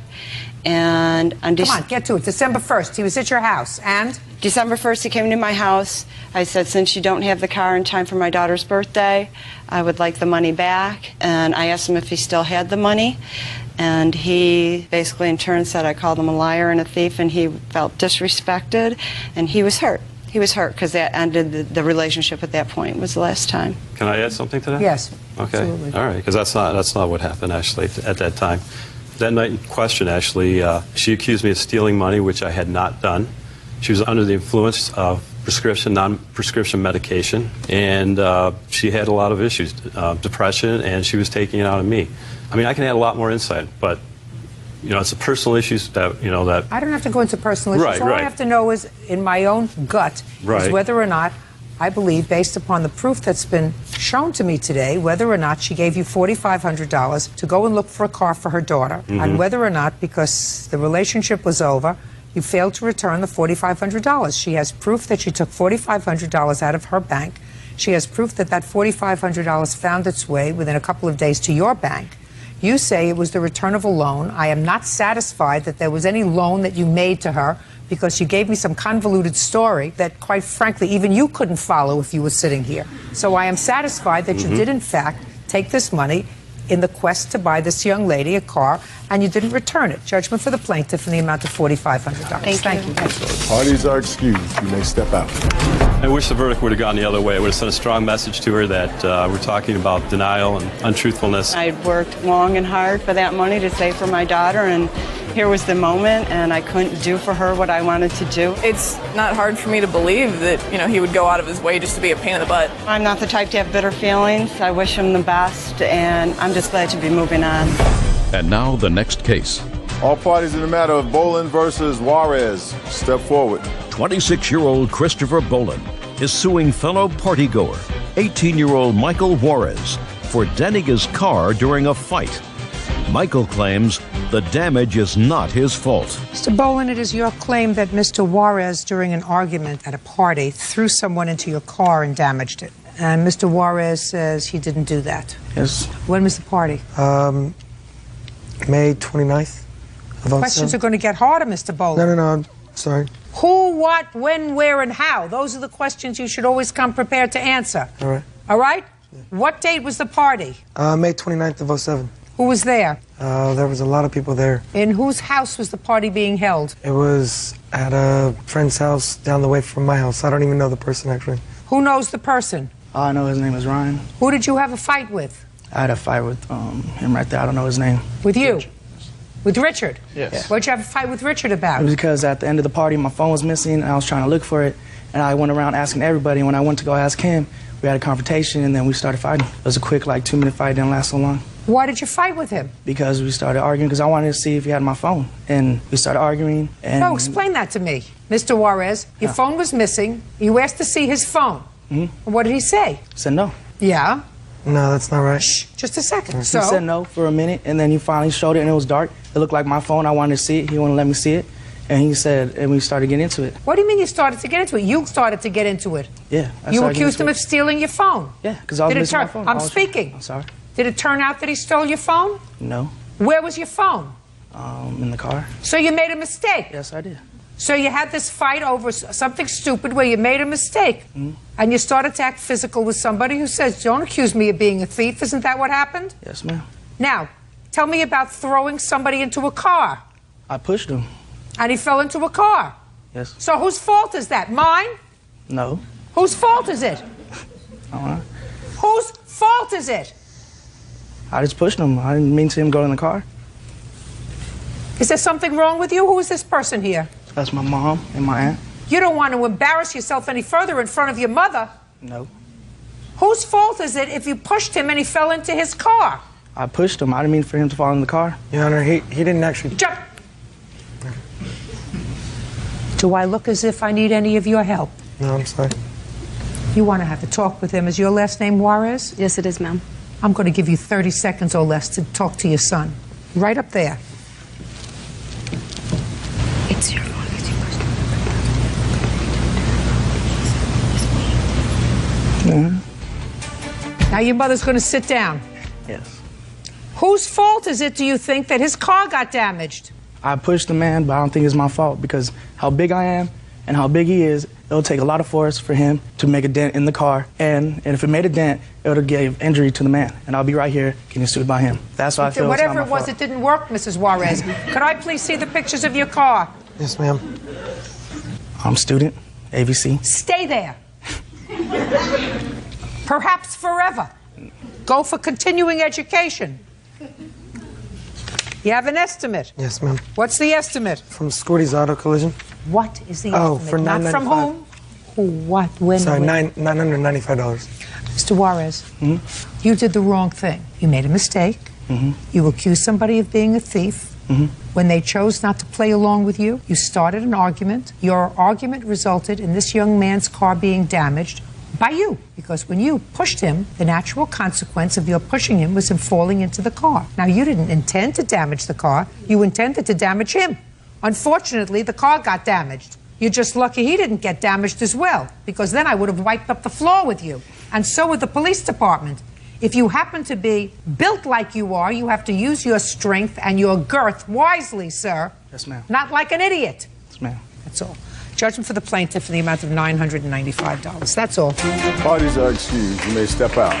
Your Honor, case number 263 on the calendar in the matter of Terrace versus Johnson. Thank you. You're quite welcome, Judge. Parties have been sworn in. You may be seated. Sir, have a seat, please. Miss Terrace, this is your former daughter-in-law. She was Yes. married to your son for a very short time, and it is your claim that she owes you some money. She owes you money for airline tickets that you claim you bought with money that was a loan to her to bring her family to see you over Christmas holiday. You claim she owes you for some wedding expenses that you paid for, and you expected her to pay you back. And you claim that she owes you for one final thing, and that is for some family heirlooms that you gave to her in anticipation of her being your daughter-in-law for a very long time. Yes. Ms. Johnson says that these were all gifts. She never intended to pay you back. There was never any discussion of paying you back for the items that you purchased for her. And you're just angry that she divorced your son and married somebody else.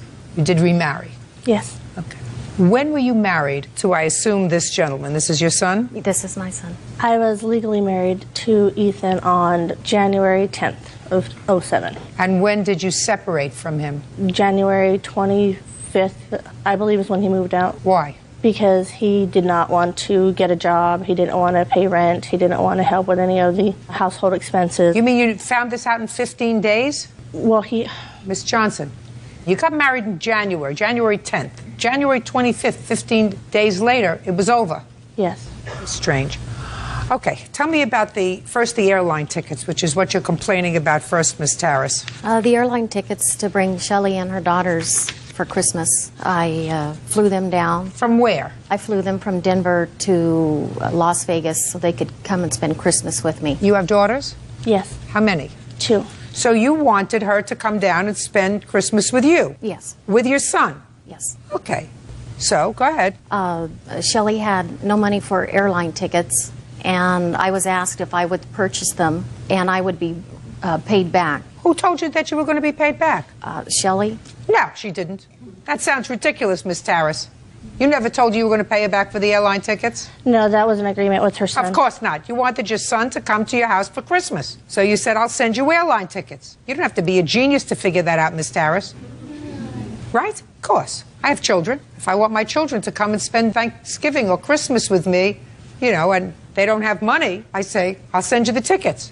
So, move on. I don't believe you that she said she was going to pay you back. What's next? Okay. Starting with August 14th, my son discovered that Shelley had remarried on February 14th, Valentine's Day. Okay. Their marriage was not annulled until May. Okay. They were still living as man and wife. Okay. Would you tell me what it is that you claim she owes you money for? I'm not the moral police. Okay. At that time, I told them that I would help out paying for a formal wedding and a reception to be held on May 26th. At that time, after discovering that Shelley had committed bigamy by marrying a man on Valentine's Day, February 14th. Just a second.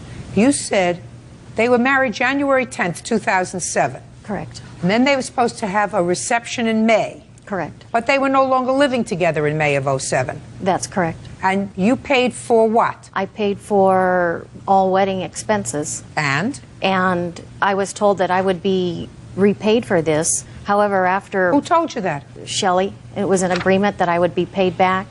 And after discovering that Shelley married a man while she was still married to my son, I feel she is not entitled to anything. Just a second. I know what you feel. When did you plan this wedding and make the payments that you're complaining about? In what December. Month? In December.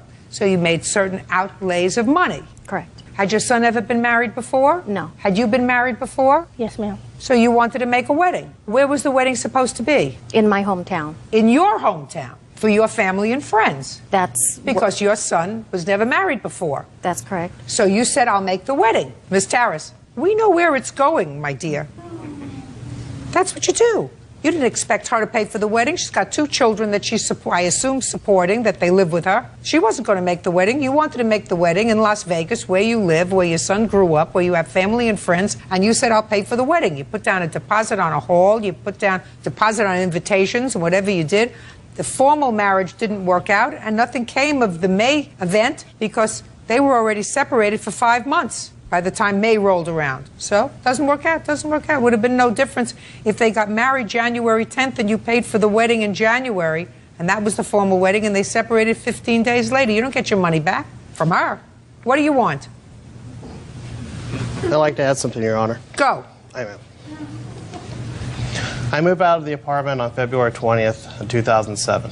Shelley's second ex-husband, she found out unfortunately had died, had passed away on December 1st. Shelley was having a very hard time grieving with this. And I can remember multiple times her waking up in the middle of the night telling me how much Chris was a better man than me. Listen, does this have some relevance to your mother's lawsuit, or you just want a cathartic event? What does that have to do? Mr. Tarras, listen to me very carefully. Yes, ma'am. I understand you were hurt. However, you are a very lucky man. Very lucky. Because you were about to take on a responsibility of a woman who's a little nutty. There's no question she's a nut. Because she had 2 girls, and she gave up what appears to be a perfectly reasonable guy with a perfectly reasonable family, and married somebody, according to you, who's in prison. Yes, ma'am. Well, that's nutty. So, finding that out now, before you do something stupid like make a baby with her so that you're tied to her forever, you should go like this and say, thank you very much.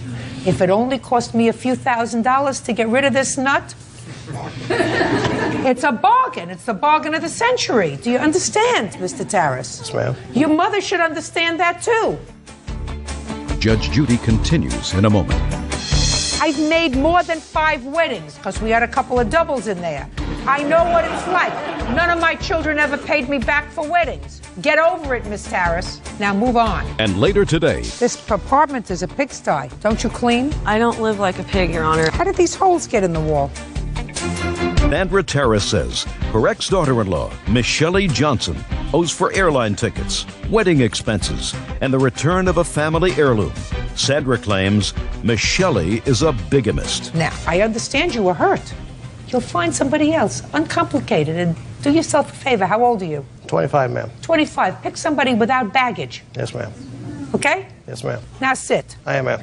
What's next? Your Honor, due to her committing bigamy... It's over. She never promised to pay you for the wedding. Move on. Well, she did No, she did not. Okay. No, that's a fib. I don't like fibbers. I have 5 children. I've made more than 5 weddings because we had a couple of doubles in there. I know what it's like. None of my children ever paid me back for weddings. Do you understand? Even when the marriage didn't work out. Get over it, Miss Tarras. Now move on. Okay. Well, just the bigamy charges. She marries another man while they're still married. That concerns me. It may concern you, madam. I am not a criminal court judge. You want to notify the district attorney that she committed bigamy? Go with good luck and go with my blessing. Get on to what I'm here about. The last part of your lawsuit, which is items that you claim you gave her, family heirlooms that you want back. Yes, my mother makes hand-sewn quilts for all the new granddaughters that are marrying her grandsons. My family is requesting that returned. due to Shelley obviously not having any interest in them since she married a man a month after marrying my son. Well, you're and not still entitled married. to that, Miss Harris, unless Miss Johnson wants to give it back to you. Do you have that quilt? Yes, ma'am, I do. Would you like to give it back to Miss Harris? She would like it back. I can send it back to her grandmother. Fine. Perfect. What else? A diamond necklace that I would like returned. No, you don't get that back. Okay. I bought that as a daughter-in-law, but... Good. She was your daughter-in-law for about 15 days. Keep going. Yeah, exactly. Keep going. The expenses for the wedding. I already told you. She owes you absolutely nothing. She's being gracious in returning a quilt that you say was made by a family member that you want back in the family. And that's only her being gracious to return that to you. So you're not entitled to anything else, Miss Harris. I'll prepare an order with regard to the quilt. Thank you very much. That's all. Parties are excused. You may step out. This is the woman that I trusted and I loved with all my heart, and I can't believe she did this to me and my family. I'd rather be alone and, be married to the right person than to be married to the wrong person. It's a felony in the state of Colorado. We've already checked it out.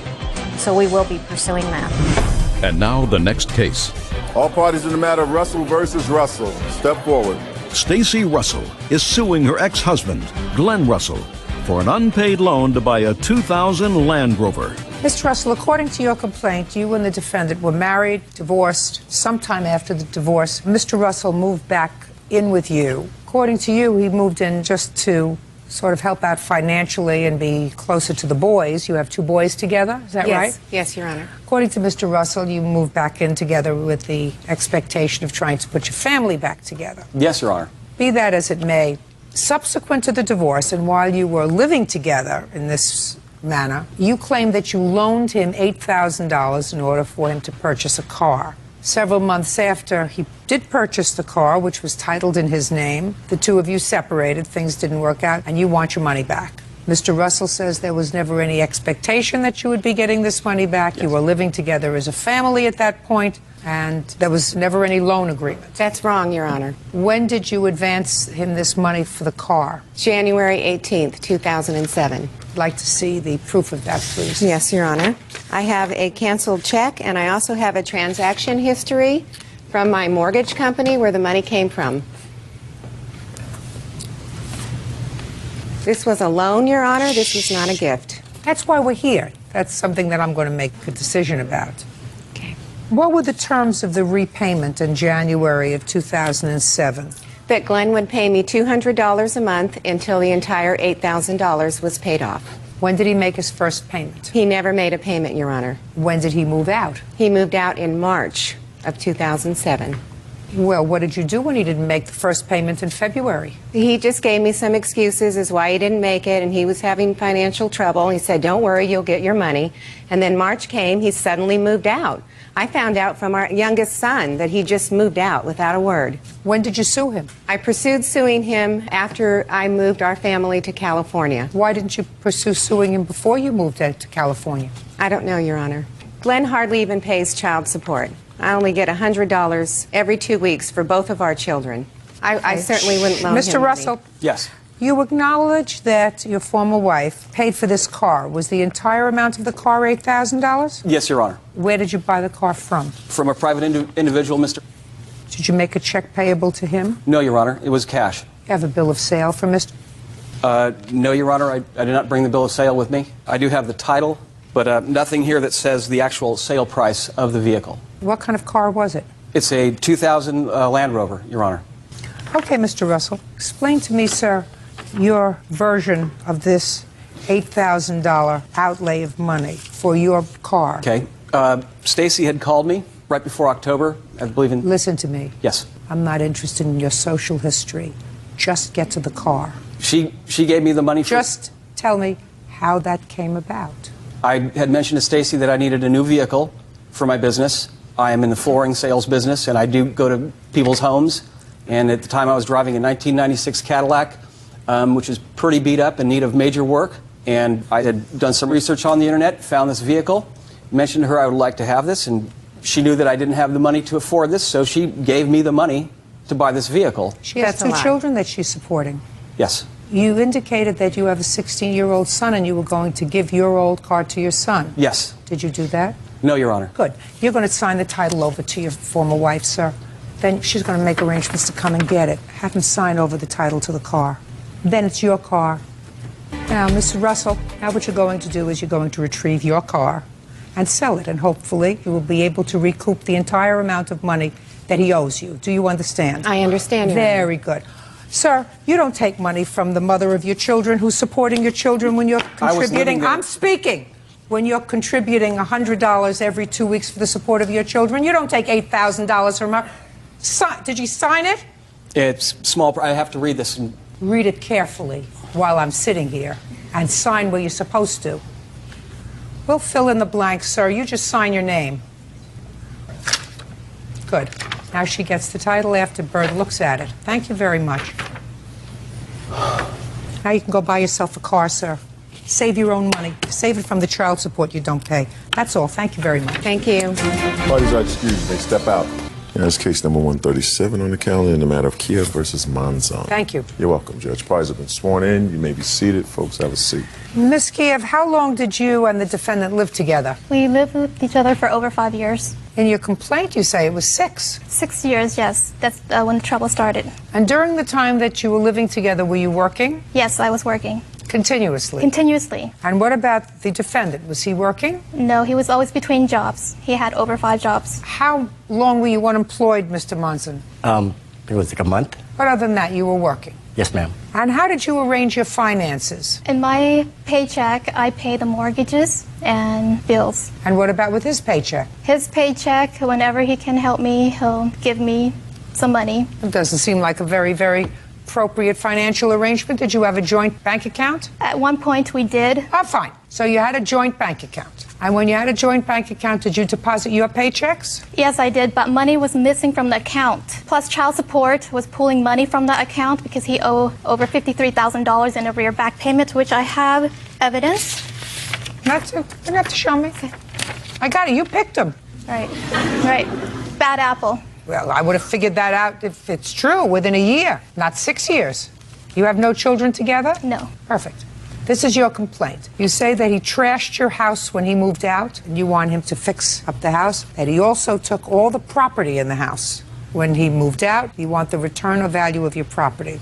You also say that he has a car that was evidently in both your names. You don't necessarily want the car back, but you want your name off the title because you don't want to be responsible for the car anymore. Correct. Now, Mr. Monzon says that the car is just as much his as it is yours, right? Yes, ma'am. Who paid for it? Apparently I did. What do you mean apparently? What does that mean? Because she said that I didn't make the house payment, so then my check only paid the Montero, so I guess the Montero's mine then. I have... I mean, that's what she told me. My check wasn't making the house payment. It was just paying the bills in the Montero. Hello, how did you make the house payment then? Just a second. Did you take any property from the house, sir? The property I took from the house... No, the answer is either yes, I did. Or no.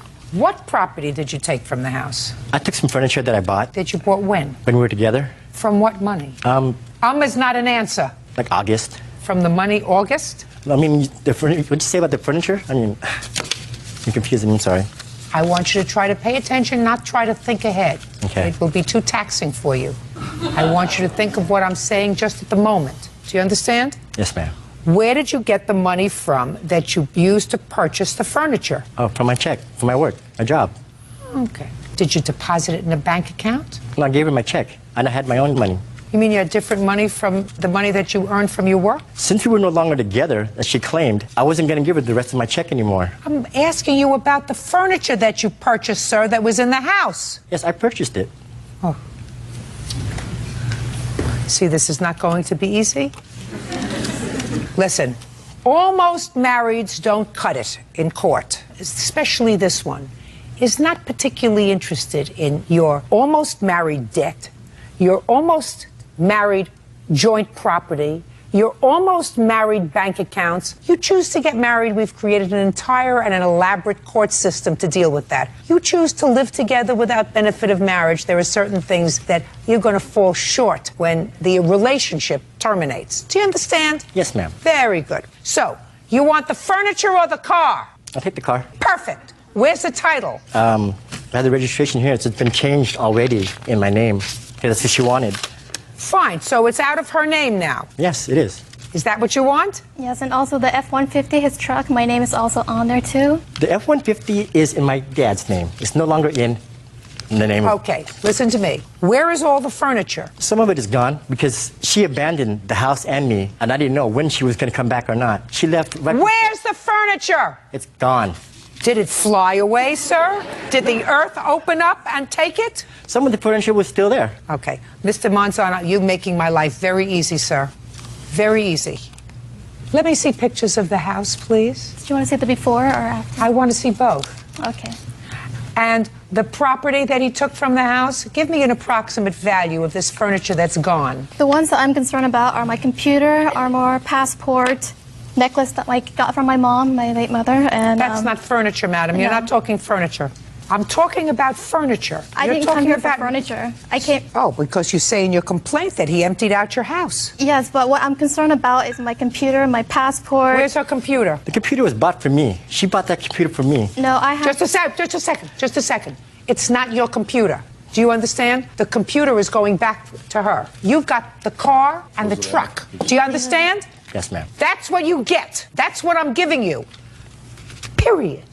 Everything else goes back to her, including the computer. Do you understand? Within 5 days, the computer goes back to her. Otherwise, what I'm going to do is I'm going to cut an order to motor vehicles to transfer the titles to both the truck and the car back to her name. Do we understand each other, sir? Yes, ma'am. Do you know what kind of an agreement you signed when you came here? That every decision that I made, you would abide by. Yes, ma'am. Perfect. Within 5 days, the computer goes back to her in good condition. Because if it's not, I'm going to take your car away. Now do we understand each other, sir? Yes, ma'am. Perfect. Okay. Now I see the nice house. By the way, you have her passport too? No. You're going to have to write away for another passport. All right, it's got a nice house. Can I see the after, please? Perfect. Oh, my goodness gracious me. Mr. Monzone, what were you so angry about, sir? Well, I was angry at her, but I didn't take it out on the house. House don't hit back. I understand from reading the complaint that there came a time when you weren't there. He changed the locks on the house. Did you change the locks on him? Prior to November, I did. Did you let him back in? No, he kicked the door in. And what did you do? I called the police because And the police told you that you couldn't lock him out? No. Okay. Did he come back into the house? He came back into the house. How? He kicked the door into the house. You already told me that he kicked the door once. Right. And the police were called. Right. What happened when the police were called? They told me that you shouldn't have locked him out because he has every right to be here. You shouldn't have. That's what I thought. Because I was coming home from work, and I didn't know why I was being locked out anyways. I would have locked you out a long time ago, but that's just me. Judge Judy continues in a moment. You owe $53,000 in back child support, and they would have taken your house. That's why it was put in her name. Isn't that smart of me to think of that? Yeah, it is, but it wasn't. Right. And later today, Why was it put in your personal bank account? The money was essentially mine from the get-go. No, that's not true. You're an embezzler.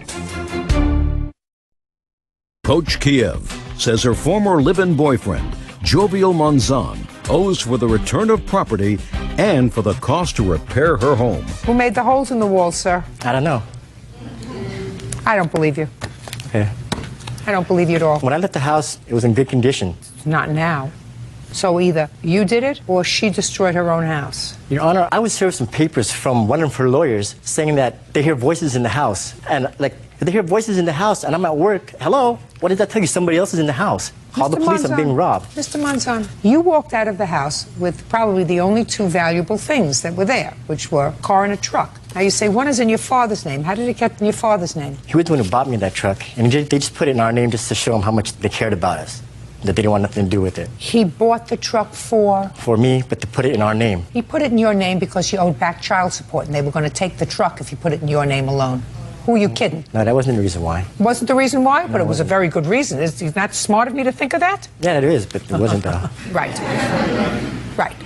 How much is it going to cost you to clean up this mess? I don't live there, so it's hard for me to get somebody to go and give an estimate. I've been working with my realtor, and she's been trying to get someone out there also, and we haven't. Well, how do you expect me to figure it out? It's a lot of damage. I have receipts from when I installed the carpet, brand new carpet, and the stove that he damaged. I have receipts of it. In what year did you install that? It was July 06 when I had the house on the market. And was he living there in July of 06? July 06, he actually went to rehab, drug rehab. He was gone for a week. You had been living with him. So if you put the new carpet in the house, madam, it's from monies that you had pooled together. No, this is money from refinancing my house. How much did you take out of the house? I took out to pay off the car, which was $21,000 on the car, and which car? The Montero. You paid off the Montero? I paid off the Montero. I have the refinancing paperwork. Shows the check distributed to Mitsubishi. Can I see that, please? You paid off the car? Yes, I did. You want the car? I do want the car back.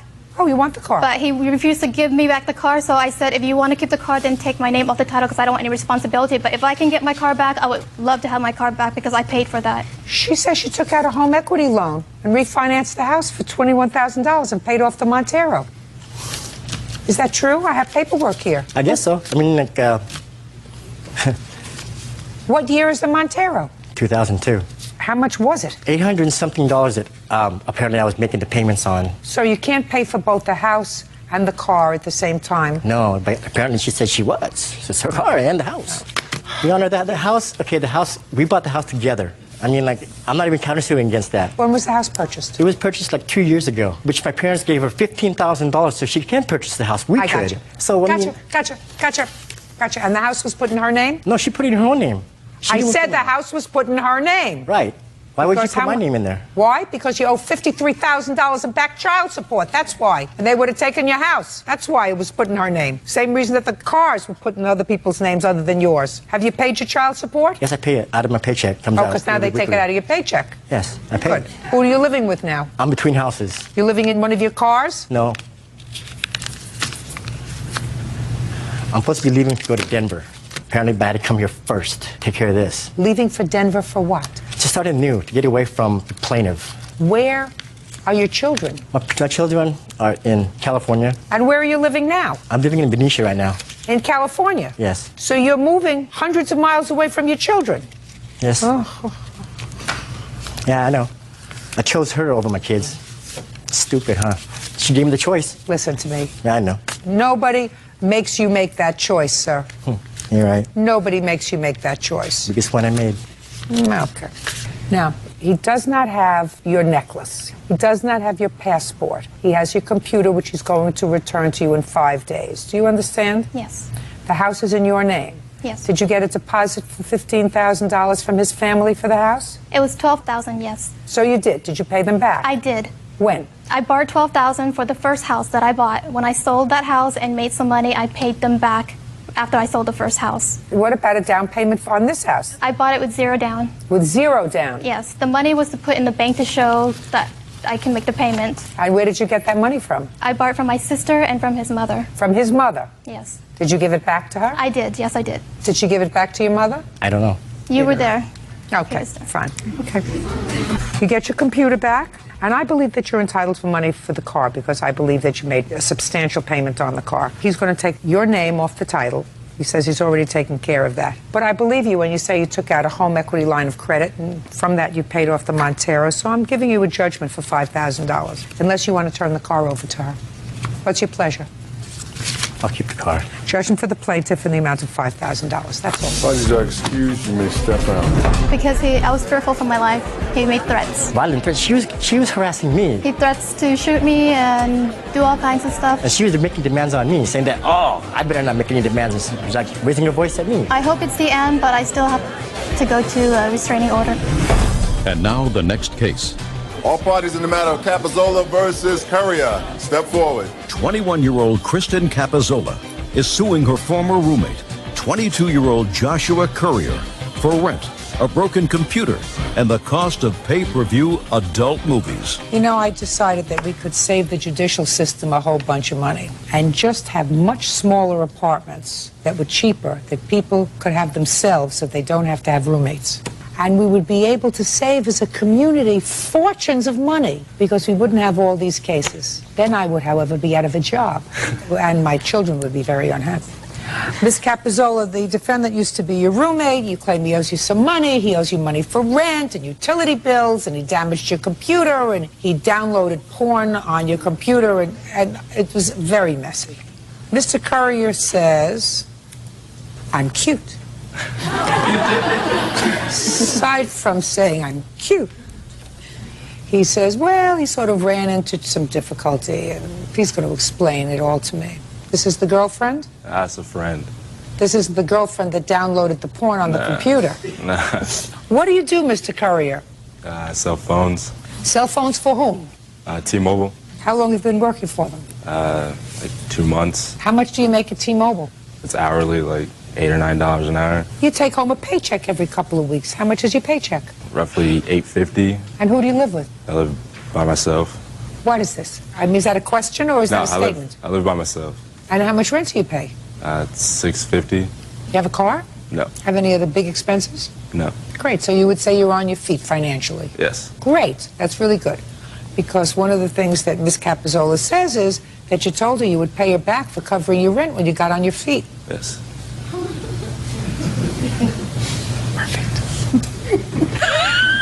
She's got to back into it, that's all. You know, you can't get on there right in the front. Right in the front's boring. You got to back into it. There you go. Right? That's right. All right, Ms. Capizzola, when did you start to room with, and it was just a roommate, is that right? Yes. Just a roommate. The charming Mr. Courier. October of 2006, he contacted me looking for a place to stay. I offered mine and my mother's home, with her permission, of course. We lived together there for approximately 3 weeks and then signed a lease in mid-November to move out. How long had you known him? About 3 years. From where? We met at a party. You thought he was cute and nice? Yeah. He is. Yeah. He's just a mooch. Yeah.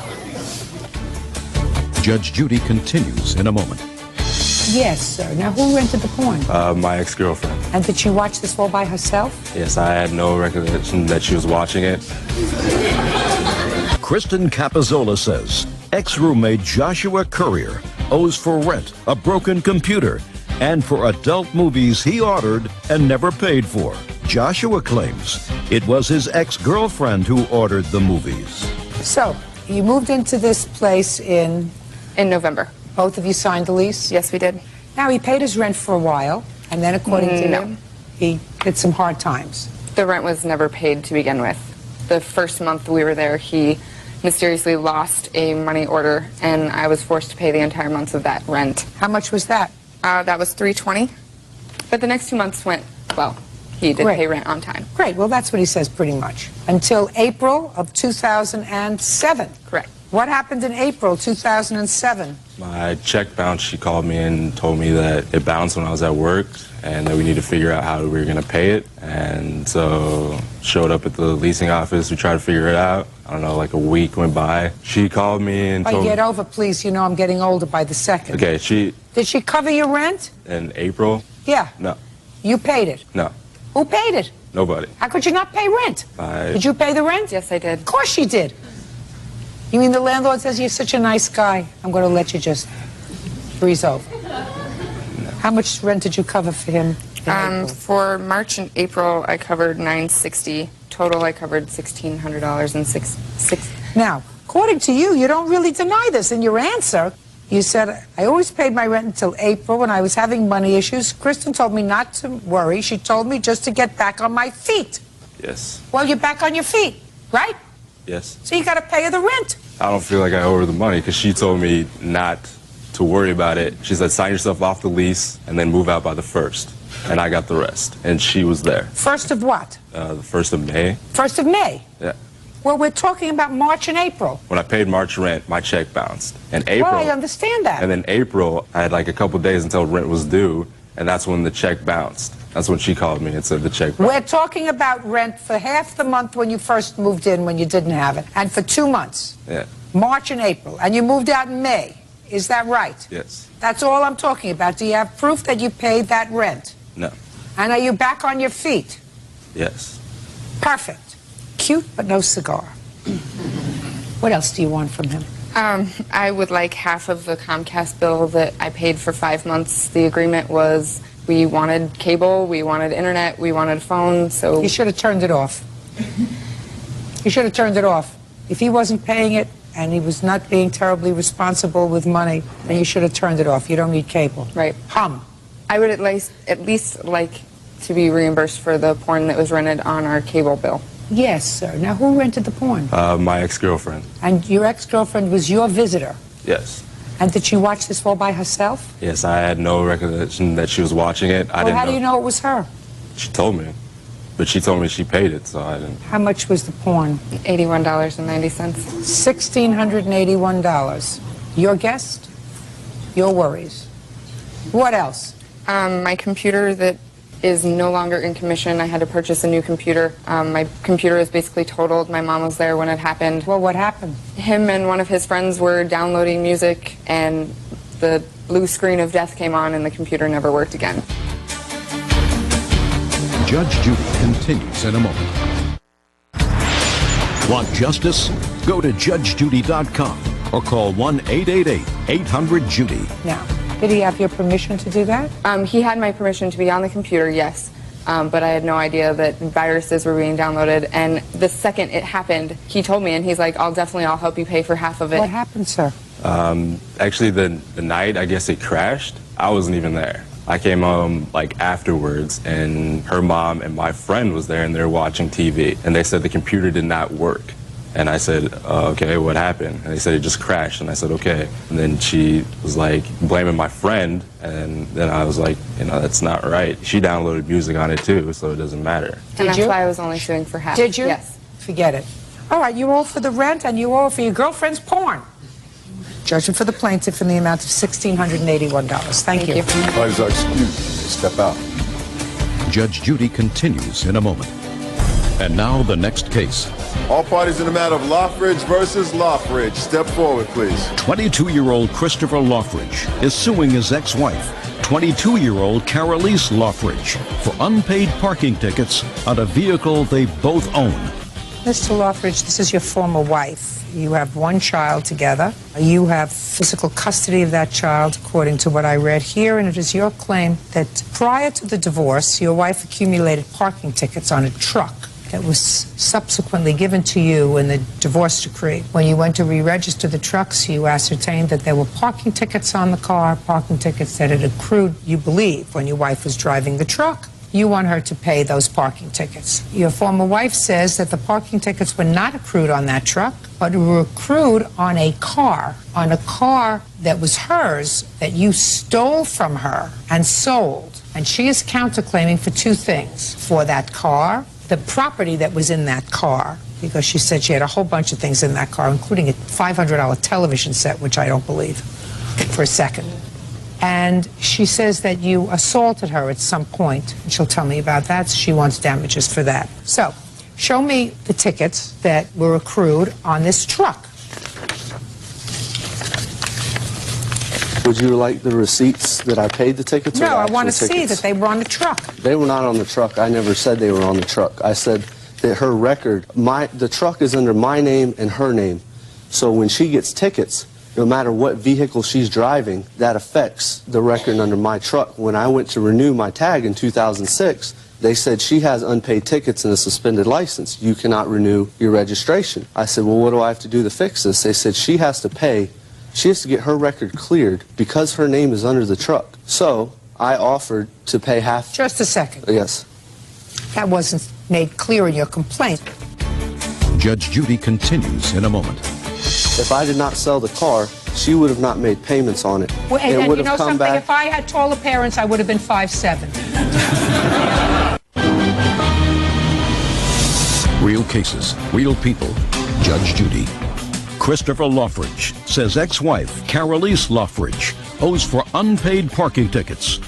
Carolise is countersuing for stolen property and an assault. So this has nothing to do with your truck. The parking ticket she got was on a car, a Toyota. Yes, ma'am. And what happened to the Toyota? The Toyota, when we separated, which was October 14th, 2005, I gave her 2 months. I said, if you get a job and you take over the payments, you can have the car. 2 months went by. She never got a job. I continued to make the payments for a car that I didn't drive, I didn't have anything to do with. So I decided, and it was all legal because the car was under my name as well. I went and got the car with my own key, and yes, I sold the car because I didn't want to keep making payments and insurance payments on a Who'd vehicle you sell it that... to? Huh? It's not an answer. I'm sorry. I had a private dealer sell it. Did you pay off the loan? Yes. In full? Yes, ma'am. Did you have any profit? Is not an answer. Yes, I had a profit of $2,000 that I ended up putting back into my truck because my transmission... I don't care whether you put it back into your truck or not. That's so you pay your parking tickets out of it. She's not paying your parking tickets. You took her mode of transportation, you sold it, you made a $2,000 profit, and now you're fetching about some parking tickets that you wanted to pay for a couple $100? Pay them yourself. Pay them yourself. I did pay him. Good. Did you give her back half the $2,000? No. Why not? Because that's joint property. That's marital property. I didn't have to. You didn't have to? I don't have to order her to pay for your parking tickets. You don't have to? Of course you don't have to, but you had key, you went and got her mode of transportation, you sold it. Now, if you said to me, I sold it and I lost money because the loan outstanding on her car was more than I got for it when I sold it, I'd be sympathetic to you. You made a profit, and you didn't say, well, because I made a profit. These were vehicles that we had together so that the court in 2007, when you divorced, couldn't grant her ownership of one car. You got one, she got none. Is that right? Yes, ma'am. You got the truck, she got no wheels because you had sold it at a profit. Your Honor, if I did not sell the car, she would have not made payments on it. Well, and it would you know have come something? back. If I had taller parents, I would have been 5'7". It would have come back on my credit. If I had taller parents, I would have been 5'7". Bottom line is, the objective fact is, you sold her car at a profit. That is joint property, and you chose not to give her half the property. So stop complaining that you had to pay a few $100s in parking tickets. That's your problem. Now, that was in 2005. Yes, ma'am. So I don't want to hear any nonsense about the $500 television that was in your Toyota Corolla when he stole it. Because if he stole your $500 television set, you would have complained to the judge who didn't finalize a decree until 2007. Wouldn't you have? I actually did, and the judge just asked him, you know, where's the TV? And he said he didn't have it. So it's already been adjudicated? So, and if it's been adjudicated once, it can't be adjudicated again. Okay. What? In our final divorce, what she's talking about, February 20th, 2007, she brought up the car, she brought up the materials in the car, she brought up everything she's talking about, and the judge adjudicated it. Listen, why aren't you paying attention? Judge Judy continues in a moment. Want justice? Go to judgejudy.com or call 1-888-800-JUDY. I said you adjudicated it once, you can't adjudicate it again. Okay. Right? Yes, ma'am. You get nothing. You didn't do the right thing initially. When you took her car, you should have given her half the profit because that's marital profit. You kept the $2,000 for yourself and put it in your truck. Nice. And then you have the audacity to come to court and ask for the parking tickets on the truck. Goodbye. Have a good life. Thank you very much. Parties are excused. You may step out. Judge Judy continues in a moment. That's case number 285 on the calendar in the matter of Holderbaum versus Gutierrez. Thank you. You're welcome, Judge. Parties have been sworn in. You may be seated. Ma'am, have a seat. Ms. Holderbaum, Mr. Gutierrez is the cousin of your ex-husband. Yes, ma'am. And at some point, I don't know whether you were still married to your husband at the time. I assume you were. Is that right? Yes, I was. You co-signed a car loan, a lease, for Mr. Gutierrez. Yes, I did, Your Honor. And then something happened. You took the car back. And it ended up costing you a bundle for the lease. You want Mr. Gutierrez to be responsible. Mr. Gutierrez says, because of the way this all came down, it's your problem. When were you and your husband divorced? Our divorce... Or separated? We separated in February of 06. And when did you co-sign this car lease for Mr. Gutierrez? September of 04. Why didn't your husband co-sign for him? It's his cousin. My husband told me it wasn't a good idea. I basically looked at it as he was a young man, a hard worker. Your husband, who was his cousin, known him his whole life, said to you, "Don't do it, Shelley. It's not a good idea." And you want to know something? I would have told you the same thing. I know, Your Honor. Okay.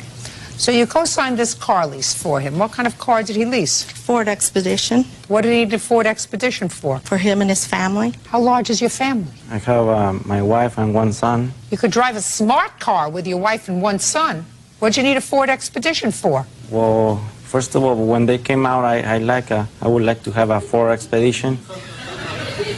I would like to be 5'6". It didn't happen to me. The thing is, sometimes I take my trucks to work, and I need more seats because I got like sometimes 3 to 4 helpers. What happened to the truck that she co-signed for you? Well, I had an accident. Tell me about the accident. Well, in Detroit, Michigan, where we live, it snows. Just tell me, it was in the snow? Yeah, it was snow. What did you hit? I hit a post on the sidewalk. A post? Yeah. Post wasn't moving, right? No. So what happened to the car? It didn't start back, so I called Shelly and told her what happened that day, and she just told me, I gotta call the police to make the report. So she was gonna call the insurance, and she will call me back. What happened, Shelly? Well, he hit a light pole, you know, no fault. He called me. I told him, as long as you're not hurt, nobody's not hurt, that's great. Even though I co-signed, I carried the insurance on the vehicle because I was afraid. If he didn't make a payment, I would find out about that in 30 days. If he didn't pay the insurance when something like this happened, gotcha, I would have been up. Gotcha, Shelly. So what happened was, it went to the body shop. They towed it directly to the body shop to the tune of $9,000 worth of damage, which wasn't even the problem, Your Honor. I had no problem. That's why they call them accidents. But while the vehicle was in the body shop, I received a certified letter from the DEA stating that Mr. Gutierrez was stopped in St. Louis, Missouri on January 19th with $309,900 in the vehicle. That's why he couldn't have the truck back.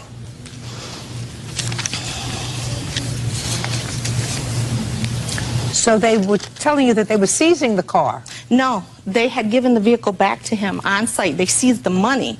They gave the vehicle back and released him. What was $309,900 doing in your Ford Expedition? I don't know. Hidden in pants. It was just not in a duffel bag, Your Honor. It was hidden in compartments in the vehicle. So they basically ripped the truck apart, the whole interior, like plastic parts in the thing. The front console was ripped apart. Well, when I received that letter, Ford Motor Credit received the same letter. Just a second. How many cars have you owned in your life? Give me an approximate number. 8. I can't believe you're so much younger than I am.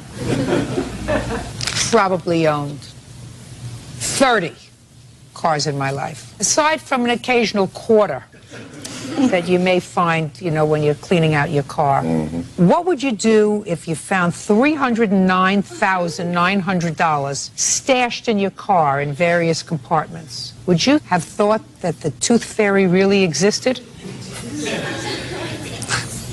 Mr. Gutierrez, did you really like this truck? You said you really wanted this truck, right? Right. And you used it for your family? Yes. And you used it for your work? Yes, ma'am. What kind of work do you do? Don't look down. Carpet Look at me. installer. What? Carpet installer. Carpet installer. Yes. You do the work yourself? Well, I have helpers. That help you? Yeah. You go on the jobs with them? Yes, ma'am. You go on all the jobs with them?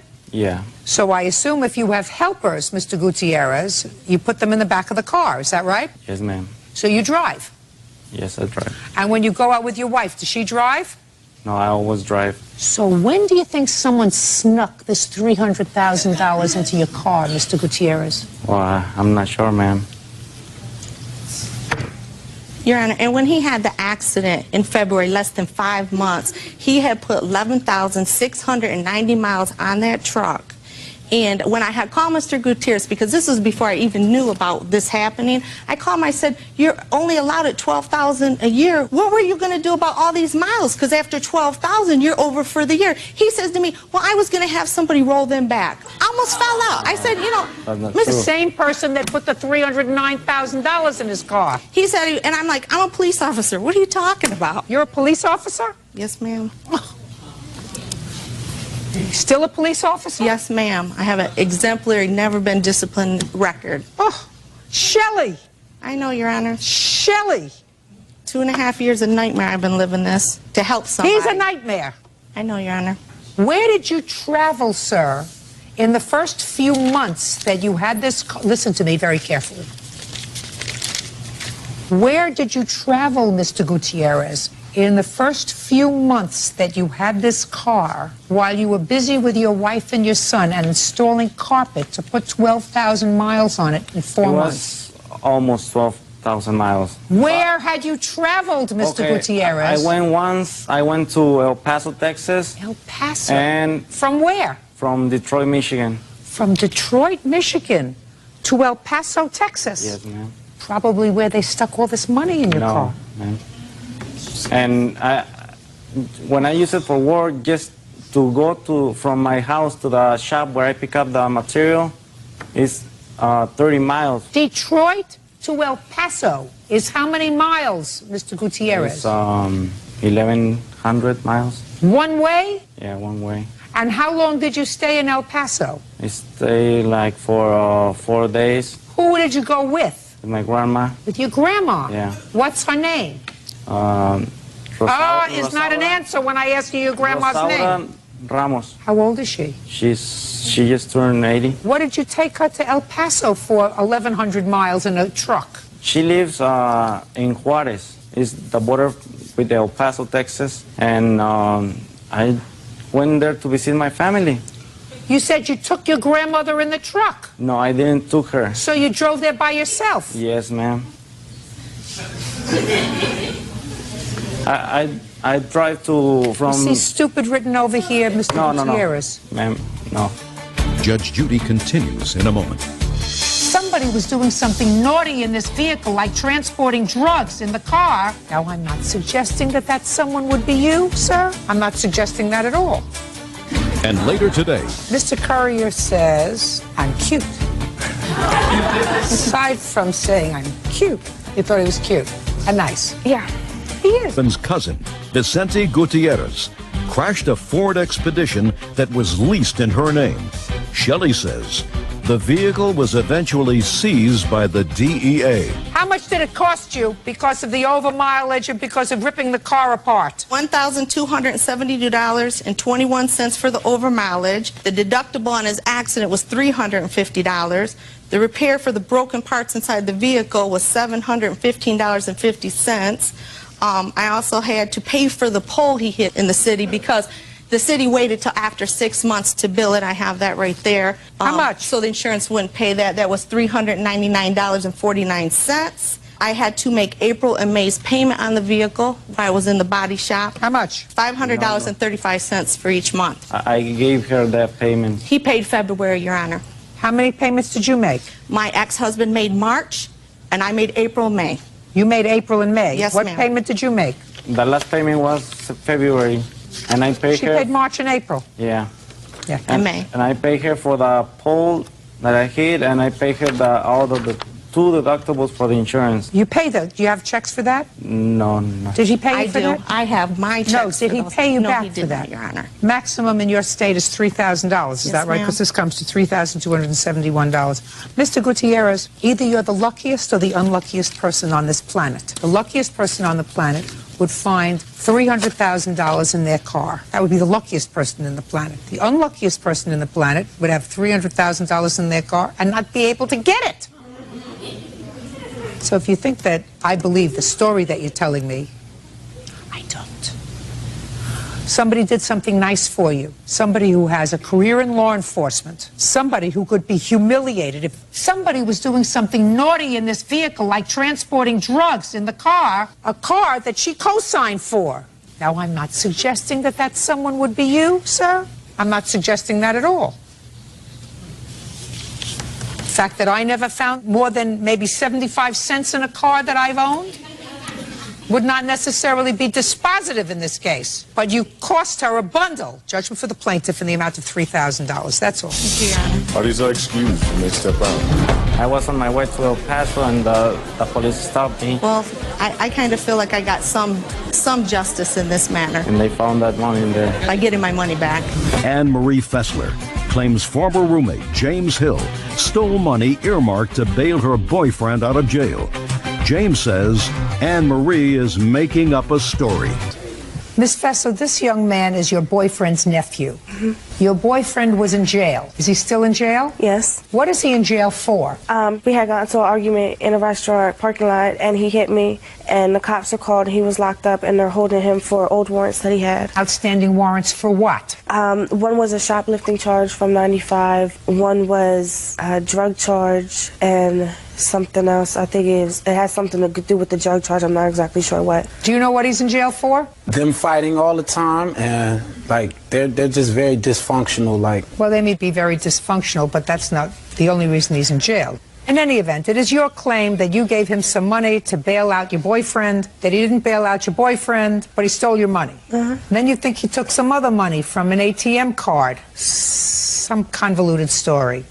In any event, Mr. Hill said, I took $600 to go and bail out my uncle that you did give him. And when he got to the prison to bail him out, it was more than that. So he gave you back your $600. He doesn't know anything about any other stolen money. He says he doesn't know why you would think that he would take property that belongs to you. Okay, Ms. Fessler, when was your boyfriend arrested for domestic violence? November 24th of 2006. And when did you call Mr. Hill about giving him money to go bail him out? I called him and told him what the bail was. He told me to give him the money that I had, and he would see what he can do about getting the rest to go bail him out.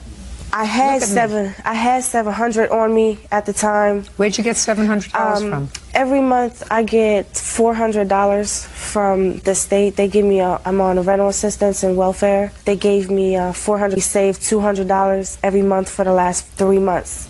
Just a second. They give you $400 for what? For my kids from welfare every month. How many children do you have? I have 2. So the state gives you $400 a month to feed and take care of your children.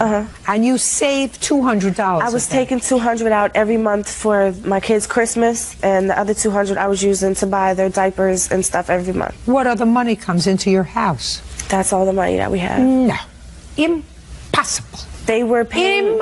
Impossible. They were paying our rent. You, the boyfriend, the 2 children, living on, according to you, $50 a week, because if they send $400 and you're saving $200, that means that the 4 of you are living on $50 a week, unless the boyfriend is selling drugs. No, they were paying our rent also. We were getting rental assistance too from welfare. They were also paying our rent, and that was $800 a month that they were paying for us. So they're paying rent. That still leaves you $50 a week to We feed. were also receiving food stamps from them too. We were getting $500 in food stamps too. So were you selling those? No. What were you doing with them? Buying food and formula for my son and my daughter. And what was the boyfriend doing? He was trying to find a job. When was the last time he actually found a job? In the summertime. Doing what? He was working for a trucking company. And what happened to that job? He lost his job because he was late too many days. Why was he late? Because I was sick, I was pregnant, so he was staying home to help take care of me and my daughter while I was pregnant with my son. But you had been receiving welfare for a long time, right? Yes. So why wasn't he working and getting you off welfare before you got pregnant with the last baby? We were having a lot of problems. They were trying to help us out with everything that we could. We were moving back and forth from place to place. We were having problems with my first landlord. Listen, the government wants to give away their money to families who are actually living together. That is something that I am not going to rectify in my lifetime, although I would like to try. What I resent is welfare is supposed to provide people with their basic necessities, not enough money to save. You know, people who earn $25,000, $30,000 a year can't put away $200 a month because they have to use that money to pay for rent, gas, electric, telephone, medical, all kinds of other things, medicines, you know, so even if you're working and working hard and earning a moderate amount of money, you can't save $200 a month. Here, you're saving $200 a month on the taxpayer for Christmas presents. That's ridiculous, if I believed you. So, go ahead. So you had saved $600 so far for Christmas, and you gave him the $600. I gave him the $600 and told him to go down and to the bail bondsman, and they said that they would take $600 to get him out. I gave him the $600. I couldn't go down there. They said that I had to be at least 23 to sign the papers. I'm not 23, so I couldn't take the money down there and sign it. How old are you? I'm 21. So I asked him to take the money down there. He said his sister would co-sign with him. Supposedly they took the money down there. He called me back and told me that the bail bondsman wanted more money, that a charge from New York came up on him. So I went... He's some Butte. So he's got stuff from where? Where do you live? Trenton, New Jersey. So you live in New Jersey? Well, it's not far from New York to New Jersey. He gets around. What happened to the $600, Mr. Hill? All right, Your Honor. First of all, everything she said is bogus. Listen to me. I asked you a question. Yes. I said, what happened to the she gave you $600. Yes, that did. you agree with? Yes, ma'am. My question is a simple one, Mr. Hill. And I'm getting hungry. Okay. You understand? What happened to the $600? It went right back into her hand, Your Honor. When? Right after I tried, my witness here, Miss Irvin, she took me to the police station to bail him out. When they told me it was not enough money, I then plus 155 of my own, because she asked for extra money to go help pay the fines off before he can get bailed out. I never even asked her for that money back. The following morning, she tells me the money's missing. Someone's stolen the money. I have nothing to do with that. She told you that someone stole that $600? Yes, ma'am. Yes, ma'am. Yes. Okay, he got up in the morning and came downstairs and told me that in the middle of the night he found my front door to my apartment standing wide open. He said the apartment got cold, he came down and used the bathroom, and the door was standing open to my apartment. I was going to my room to go see where my money was. My money was gone. He claimed that somebody came in and took the money. Miss Fessler, you following what I'm saying, madam? Yeah, but I'm saying what he's saying is I want you to listen to me very carefully. We're starting with this premise, Miss Fessler, that the money you gave him, the $600 to bail out your boyfriend, right, was money that the government intended for your children. That's what the taxpayers gave you the money for, to feed and clothe your children, not to use for Christmas presents, and certainly not to use to bail out your drug addict boyfriend. Do you understand? Yes. Good. Now, it matters not to me, and I'm telling this to you from the bottom of my heart. If he stole that money and used it for, I don't know, bought a whole new outfit, had his hair done, I don't know, whatever he did with the money, right? That to me is no worse than what you did, taking the money away from your children to go bail out your boyfriend. What difference does it make to me as a representative of the government? What happened to the misappropriated money? It wasn't meant for your boyfriend. Put your hand down. By giving the money away for bail, you are stealing the money from your children. You can't do that. You get it? Good. So I am totally disinterested with what happened to the $600. All I know is, as a taxpayer, one thing remains firm. The boyfriend is probably where he belongs, and the $600 was going to get misused, whoever used it, you or him. And I don't care. I got other fish to fry today. What difference does it make to me is whose con it is, his or yours? Now, what other money do you claim he took from you? He took $200 from the Red Cross that they had gave me. My apartment had burnt down on December 4th. We both were given cards from the Red Cross. I had 722. He received 200 and something. I don't know exactly how much. I had asked him to come into the hotel room with me for a minute to watch my kids while I went to go call my mom. I came back in to get my kids. My mom was taking us to New York to go to court with her. For what? She's having a problem with two of my other sisters in New York. Listen to me. Get to the story. The Red Cross gave you money, and you claim that he took out some money from that card. I got to New York to take the money off the card so I could buy my daughter something to wear. My card was not there. He was the only person in the room. I have a police report stating where the money came from. It came from an ATM machine from a store that's right down the street from where he lives. I never told him the money came from an ATM machine from a store. When I called him, he told me that there's no ATM machine in the store down the street. I never said anything about a store to him. Did you steal any money from her Red Cross card? No, ma'am. You had the cards that they gave us. They give you and only you an access code to those cards. You understand? She asked me to watch the children. My room was 2 doors down from her. I kindly came, watched the children. How can I take something within a matter of seconds? They have an envelope. They give you the card. I don't know. All I'm asking you is, did you take her money? No, ma'am. They put the card inside of an envelope. They put the card inside an envelope, and on the envelope is the PIN number. He knew it too because they gave him the same thing. So we had the same PIN code? Just a second. Do you work? Yes. No, he doesn't. Shh. I don't want to. Who do you work for? I work for National Fidelity. I work. It's like it's a loan off. I'm a junior loan officer. Do you get paid a weekly salary? Yes. How much? I earn $600 a week. Really? Yes. What's the name of your boss? John. Oh, that's his first name. What's his phone number? Excuse me? Excuse me, phone number. What word didn't you understand? I don't know the phone What's number. your work offhand. phone number? Excuse me? My work phone number.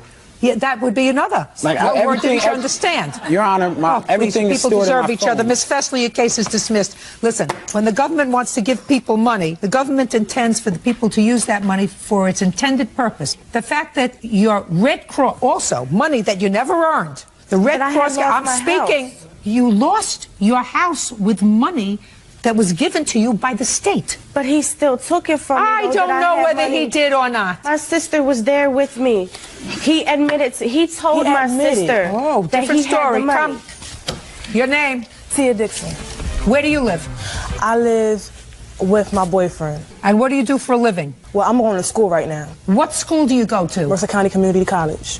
How many credits do you take? No. I would know that. She just started. I just started. I start back next Monday for the second semester. So you're not. Oh, please. All right, you say that this young man admitted he took money from you. He admitted it. When she called him about it, he admitted to her that he took it. How do you know that? Because don't speak. Because? Because I was sitting there. Sitting where? I was sitting with her. Yes. And he admitted that he took the money and he started cussing her out. What do you mean, you were on the phone? Yeah, on the phone. She had chirped him up and she said that she wanted her money back. He said, first he started cussing her out. He said, stop calling me about this. You call me about this one more time, you and your kids. He said, I got the money, you not getting it back. And before I even heard all of that, she called me and said she was going to finally get her money back. She went down to the bail bondsman to wait for him. I'm not talking about the bail bondsman. You didn't understand what I said about the bail bondsman. I'm talking about the ATM. The ATM card. He went and he took the money off the card. He said that he took it. He admitted tell you that he took it. He was on the phone with her and he Again, admitted. Just a second. He was on the phone again with her at a different time. It was a week ago. This happened a week ago. I called him. Your case is dismissed. I'm not happy with anybody here. Why don't you all spend a little more time trying to do something productive and a little less time figuring out how to scam the system? Goodbye. Janelle Monet is suing her ex-boyfriend, Christopher Cook, for rent, utility bills, and a broken door. Christopher says Janelle is holding his belongings hostage. Miss Monet, this is your complaint. You and Mr. Cook hooked up and lived together for a period of time. Right. You leased an apartment together. The understanding was that each of you expenses on the apartment. Shortly after you moved in, he stopped working. Stayed home, according to you, 7 months. He did not pay his share of the rent or utilities. Right. You want it. What kind of job did you lose, sir? When I moved in with Janelle, I was working as a caretaker for a friend of mine who needed someone to take care of him. I had free room and board with the job. So when she asked me to do that, I was walking away from free room and board plus a small salary to move in with her. She told me that from the word go, there was no concerns about money, that I was to feel no burden about this. The whole gig she's pulling here is just about her wanting to get a payday, so she went through her money like she was a queen of town and going and taking everybody out all over the place. You know something, Mr. Cook? My problem is with a 37-year-old man who, for whatever reason, decides to live off a stranger. I don't understand that kind of mentality. I see it all the time. What would inspire a person who's 37 years old to think that there is some sort of an entitlement for them to, according to you, said, I did a lot of the chores. I did the cooking. I cleaned up. I took care of myself. After gastric bypass surgery, she needed me to do basically everything. You said to me, sir, it took her. I'm speaking that she needed help for a month. Understood. That turned into 7 months when you did nothing. 3 months. She was unable to do for herself. I took care of everything. Then I got another job back at a place I used to work before. She proceeded to help me lose the job, basically, by wanting to be up all night with her friends out in the living room while I was trying to go to sleep in the bedroom. She did nothing to try and help. So I ended up losing the job after about a month in time. And it took another month and a half before I got another job. All I wanted from her was to provide an environment where we could both live together. I could go back to work. She was conducive to that and contribute to the home. Miss Monet, you sold his property. When he left certain property in your house. He had next to nothing when... I don't care if he had next to nothing. When he moved in, a lot of the stuff was purchased. And I guarantee you, if I got down to it with you, it would have been purchased for him. Right. The fact that you don't love him anymore and that he left doesn't mean that you get to take back the things that you bought him. Right. So not only did you take them back, but there were certain things that you sold. What did you sell? A computer and a toolbox. What kind of computer? It was an old Dell that was built by Mr. Cook. Well, if it was built by him, then it wasn't Wouldn't be a yours. Dell. Right. Why did you sell it? Because I needed money to pay the rent. How much did you sell it for? $100. That's not why you sold it. I don't even believe that you sold it. Who'd you sell it to? A friend of mine. Whose name is? Steve. Steve what? Steve. And how do you know him? He's a mutual friend of ours. You know him? I know him, yes, Your Honor. You know if he bought your computer? I know he didn't buy my computer. You know he did not. How do you know, Mr. Cook, that Mr. Peterson did not buy the computer? Because I confronted him on the very issue. He did not have my computer, Your Honor. When did you confront him? After I was aware of the fact that my computer was no longer there, along with 3 toolboxes, not one, and all various other possessions that were mine long before our relationship ever began. Who did you sell the toolboxes to? He has the toolboxes. That's a lie, Your Honor. You told me that you sold them in your complaint. I got them back after that because he wanted them back, so I felt bad that I had sold them, and I bought them back from the person that I sold them to. No. Yes, I most certainly did. Fine. Who did you sell them to? I sold them to a friend of mine. His name's Francisco. He bought them for $60, and I bought them back. Wouldn't pay for Can the I both ask in you one's this worth. question, Ms. Monet? Yes. As for his personal belongings, when Christopher left home, in the means of recouping some of my losses and supporting myself, I had to sell his tools. That's what you wrote in your complaint. No, I bought them back because I felt badly. Why wouldn't you tell me that you purchased them back and gave them back to him? Because I just recently did this. Just last week. You mean after this lawsuit, or you just recently did it? Yes. All right. Well, you had an opportunity today to review your complaint and to sign it. Right. Today. Nowhere did you modify this complaint, right? Right. I mean, do you think that there's something wrong with me? They don't No. keep me here because I'm good looking. You lived rent-free for how long? Rent-free is Rent-free. is there not a exchange of me doing activities or work for her that's also... No. No.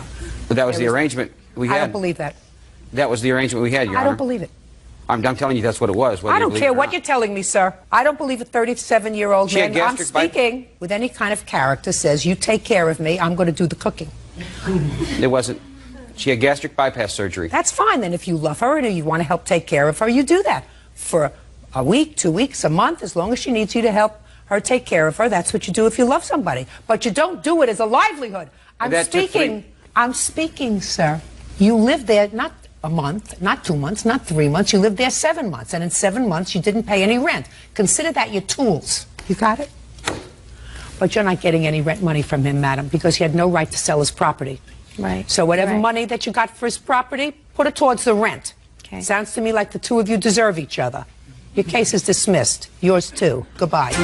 Shannon Hayes is suing her ex-boyfriend, Michael Dorland, for breaking the door handle of her car, breaking her cell phone, and an assault.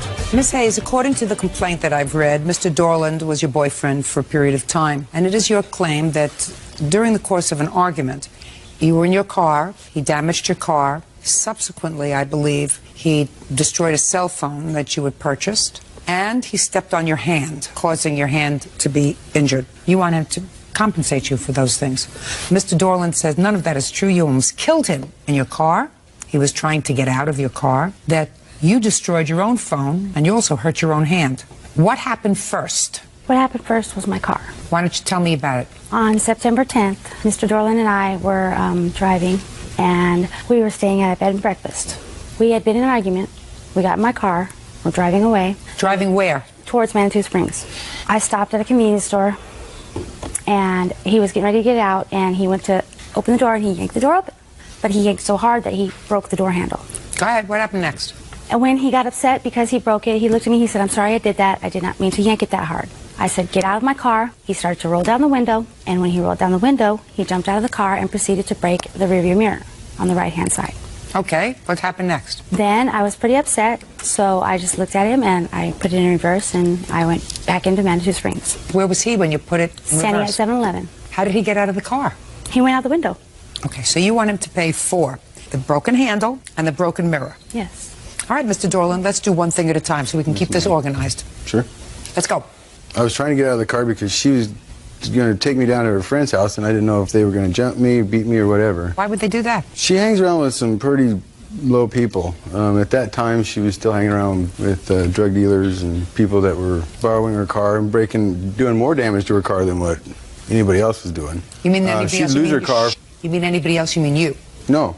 All right, why don't you tell me your version of what happened on September 10th? We went down, we got to bed and breakfast, and then we were going down to Manitou, like she said. She started a fight, so I started walking back. Then I got in the car. We went to 7-Eleven, and lo and behold, we get ready to pull out of 7-Eleven. She goes, well, we're not going back to the bed and breakfast. I'm going back to see my friends. You're going with me.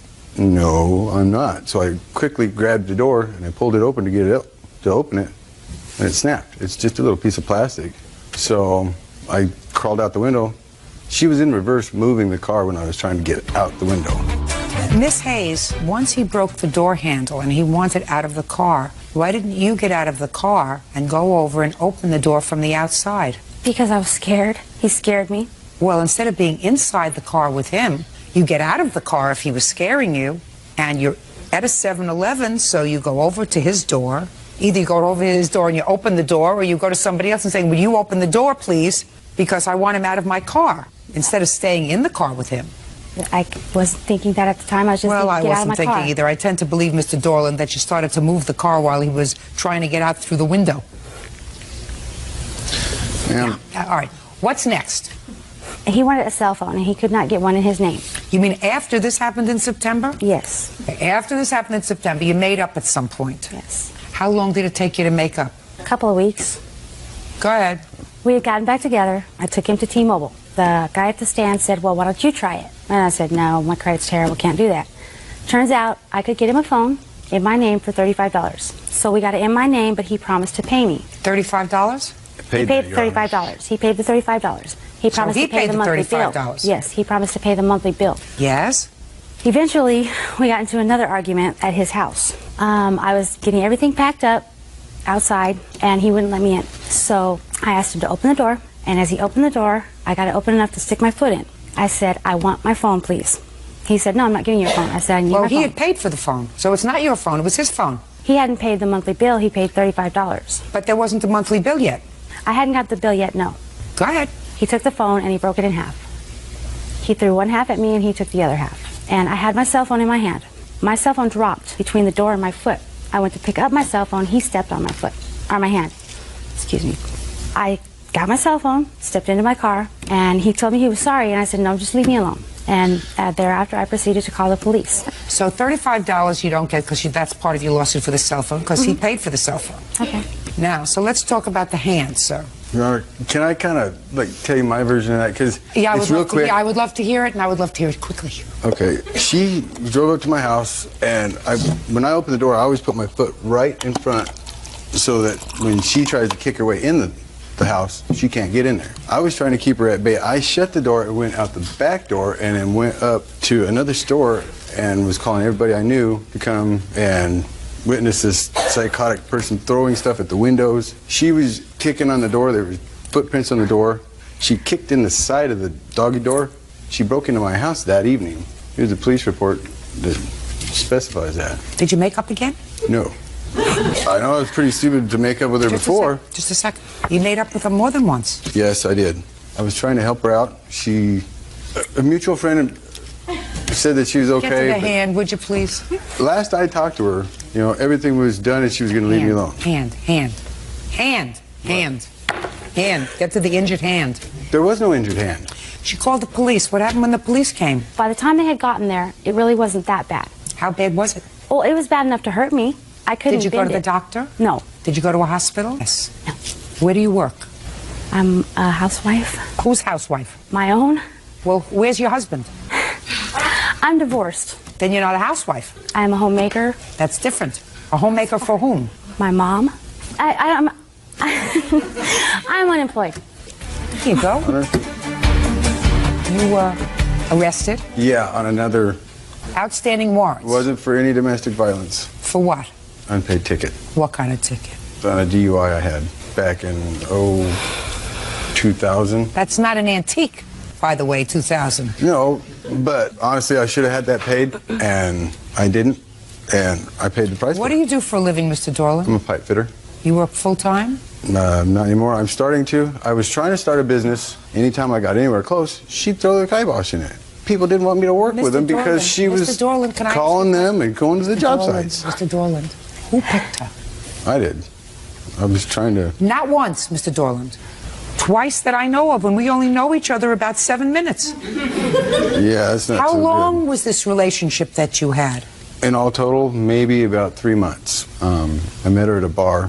A friend of mine said she was all right, and obviously I can't trust his word now. Mr. Dorland is not Prince Charming. He's not your Prince Charming. Why don't you work? For 5 years, I haven't been able to work because I've taken care of my children. How old are your children? They are 10, 8, and 5. But they don't live with you? Not now, they don't. Now I am looking for work. Who do your children live with? Their fathers. Miss Hayes, I wish you good luck looking for a job. You and Mr. Dorland are no longer an item? Good. That makes me feel terrific. Me too, me too. It's the best news I've heard all day. Your case is dismissed. Goodbye, good luck. Have a very, very happy life. Cashier Tammy Wessel is suing her former friend, receptionist Irene Smith, for her son's medical bills and pain and suffering. Tammy says 6-year-old Travis was stuck with an arrow while in her care.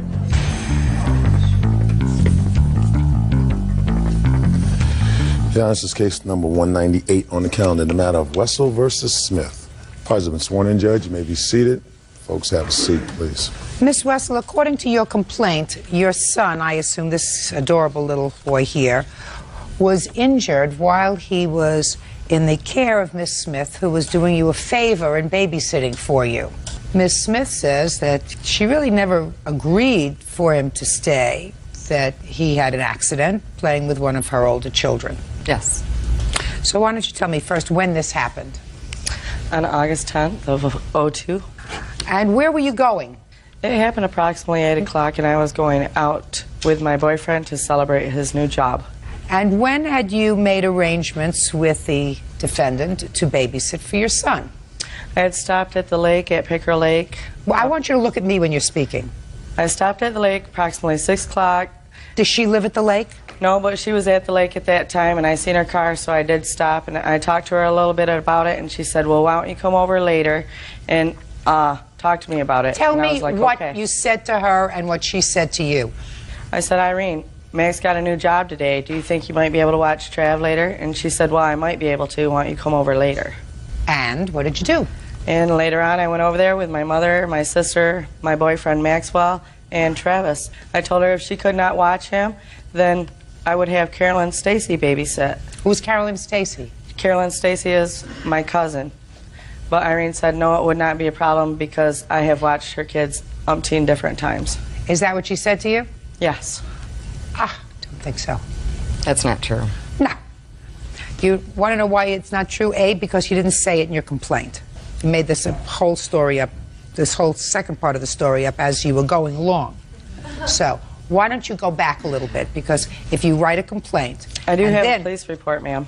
You have a police report where you say in the police report that you told her that if you can't babysit, then my cousin will babysit for me? You have that in your police report? Just the answer is yes or no. Yes. Let me see it.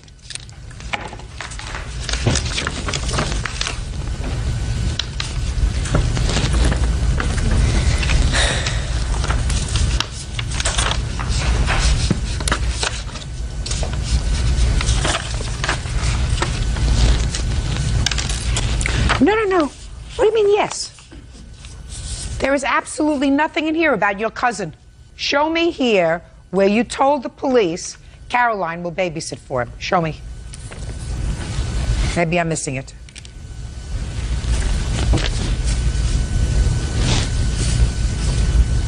Okay, so it's not in there. So I missed a detail. Can I have it back, please, Bert? Thank you. But my mother was there when I dropped Travis off. Miss Smith, why don't you give me your version of how this little boy got dropped off at your house? Okay, like she said, we were at the lake. She stopped. I told her no, that we weren't going to be responsible for kids that night because we were having a get-together at our house. She said, well, would your son be willing to babysit? Well, my oldest one's 17. I said, I don't know. You'd have to ask him. Well, she come over, and he said, absolutely not. $7 isn't worth it. This little boy is very rambunctious. Just a second. She had offered your 17-year-old $7? Is Yes. that what you're telling me? Go ahead. So then she asked me, I said no again. She asked my husband said no again. And then she said, well, what about Ryan and Adrena, which are two minor children that aren't even of age? How old are they? He was 12 at the time. That's not and true. the other one was and the other one was 10 at the time. So finally she says, all right, Travis, get in the car. They got in the car, they left, and where our property line's at, we were in the back, so you have to go down a trail. You can't see the house from the trail. And the next thing I know, half hour later, my son Ryan and her son Travis is walking up the backyard. I said, what, is Tammy up in the house? And he said, no, we didn't even see Tammy. What happened? Step up. Come on, Ryan. You're 12? Yes. Okay. Where did you find Travis? He was in the house. Travis was in the house? Yes. How did he get into the house? He probably walked in. Travis, how'd you get into the house? Do you remember? No. Okay. So you found him in the house and you were walking on the trail. You don't know how he got into the house? No. Okay, sit down. What happened next? So I figured, okay, well, I've got a baby, so what am I going to do? And I don't know, around 9 o'clock, the kids came up, said they were hungry, so I went in the house to get some brats out of the fridge, put them in the pan. Had just got them in and just started the fire on the stove, and Ryan comes bringing Travis in, and he was crying, and it was a fishing arrow where it's barbed at the ends. There's 2 points that come out, and it was one of the end barbed ones that came in here and out here. It was not at the top of the arrow. You mean from a fishing rod? Yeah. They were supposed to be out catching fireflies. I gave them each a canning jar. It was within 5 minutes of them going outside. Step up here. How did he get this hook in his finger? I don't know. We were catching fireflies. I turned around. He was crying with an arrow through his finger. Where was the fishing equipment? In the garage. And is that where you were catching fireflies? We were by there, yeah. Okay. Are you Travis? You're cute. You want to come up here and talk to me?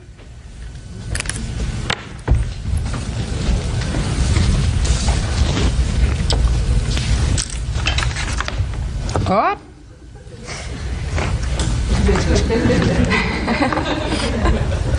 Is that better?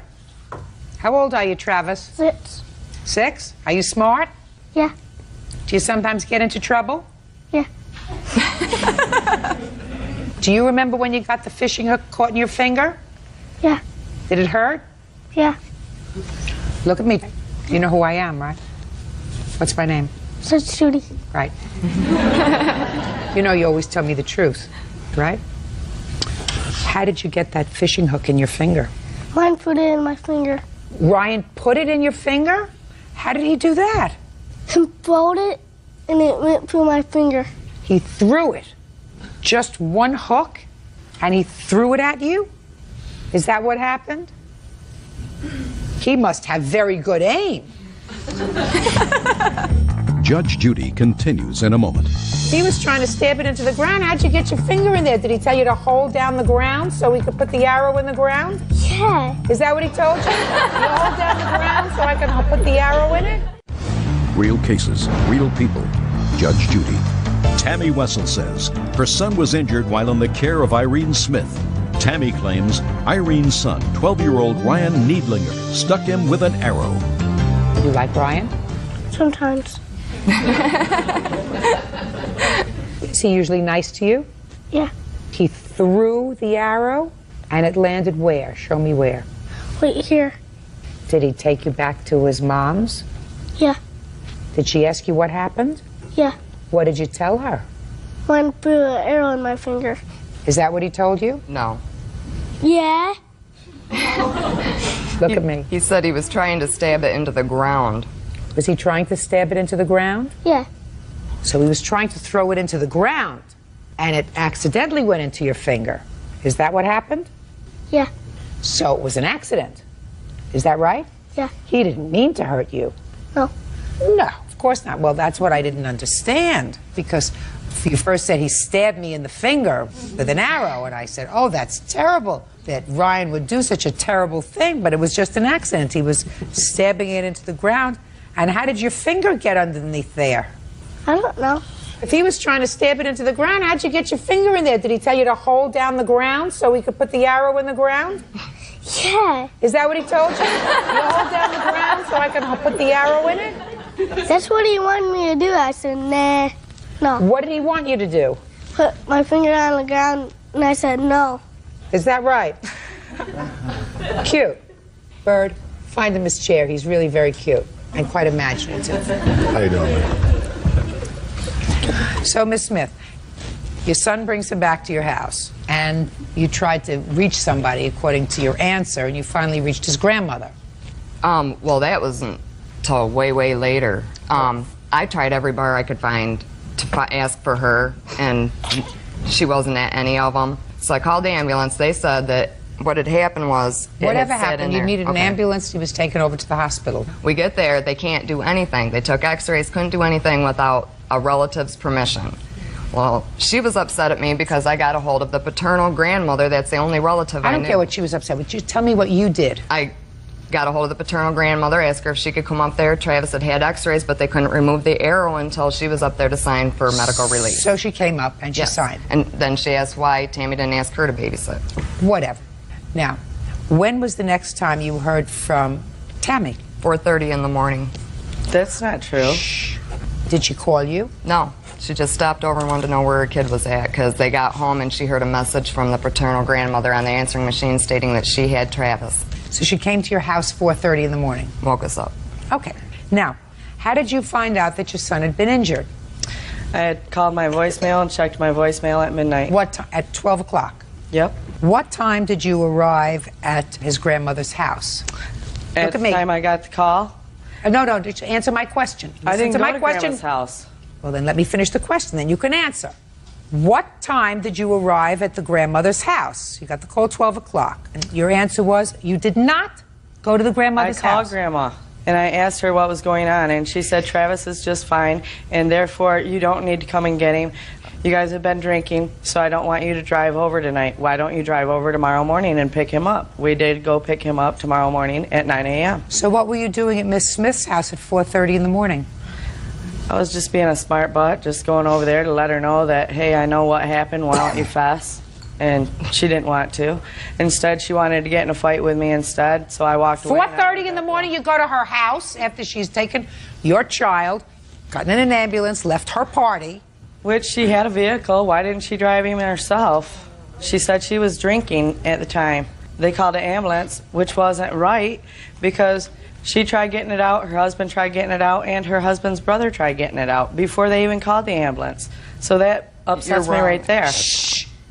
And what do you think she should pay for? I think she should pay for the hospital bill and the ambulance bill and undue stress, because there's more to this case than what you actually hear and see. Well, just a minute. I don't care whether you like each other, whether you don't like each other. The question is, who's responsible? Well, and she who took acted responsibility upon watching Travis for me. I don't think so. Not according to her. Well, if you'd ask my mother. Listen, I don't believe you, and if the apple doesn't fall far from the tree, I'm not going to believe your mother either. Well, if you look at the police report, it's in there. I know what you said in the police report. I know what you said. Did you make a financial arrangement with her to watch your son? No, because I used to watch her kids all the time, and I'd take her kids for a week at a time. Listen to me. It was like, this was the very first time that she ever watched Travis, and she couldn't even watch him for 2 hours before Have you been drinking? No. Then if I'm speaking, you stop. That's the rule here. When someone is doing you a favor, they have to use reasonable care so that nothing happens to your child. So I'm speaking. I didn't take a breath.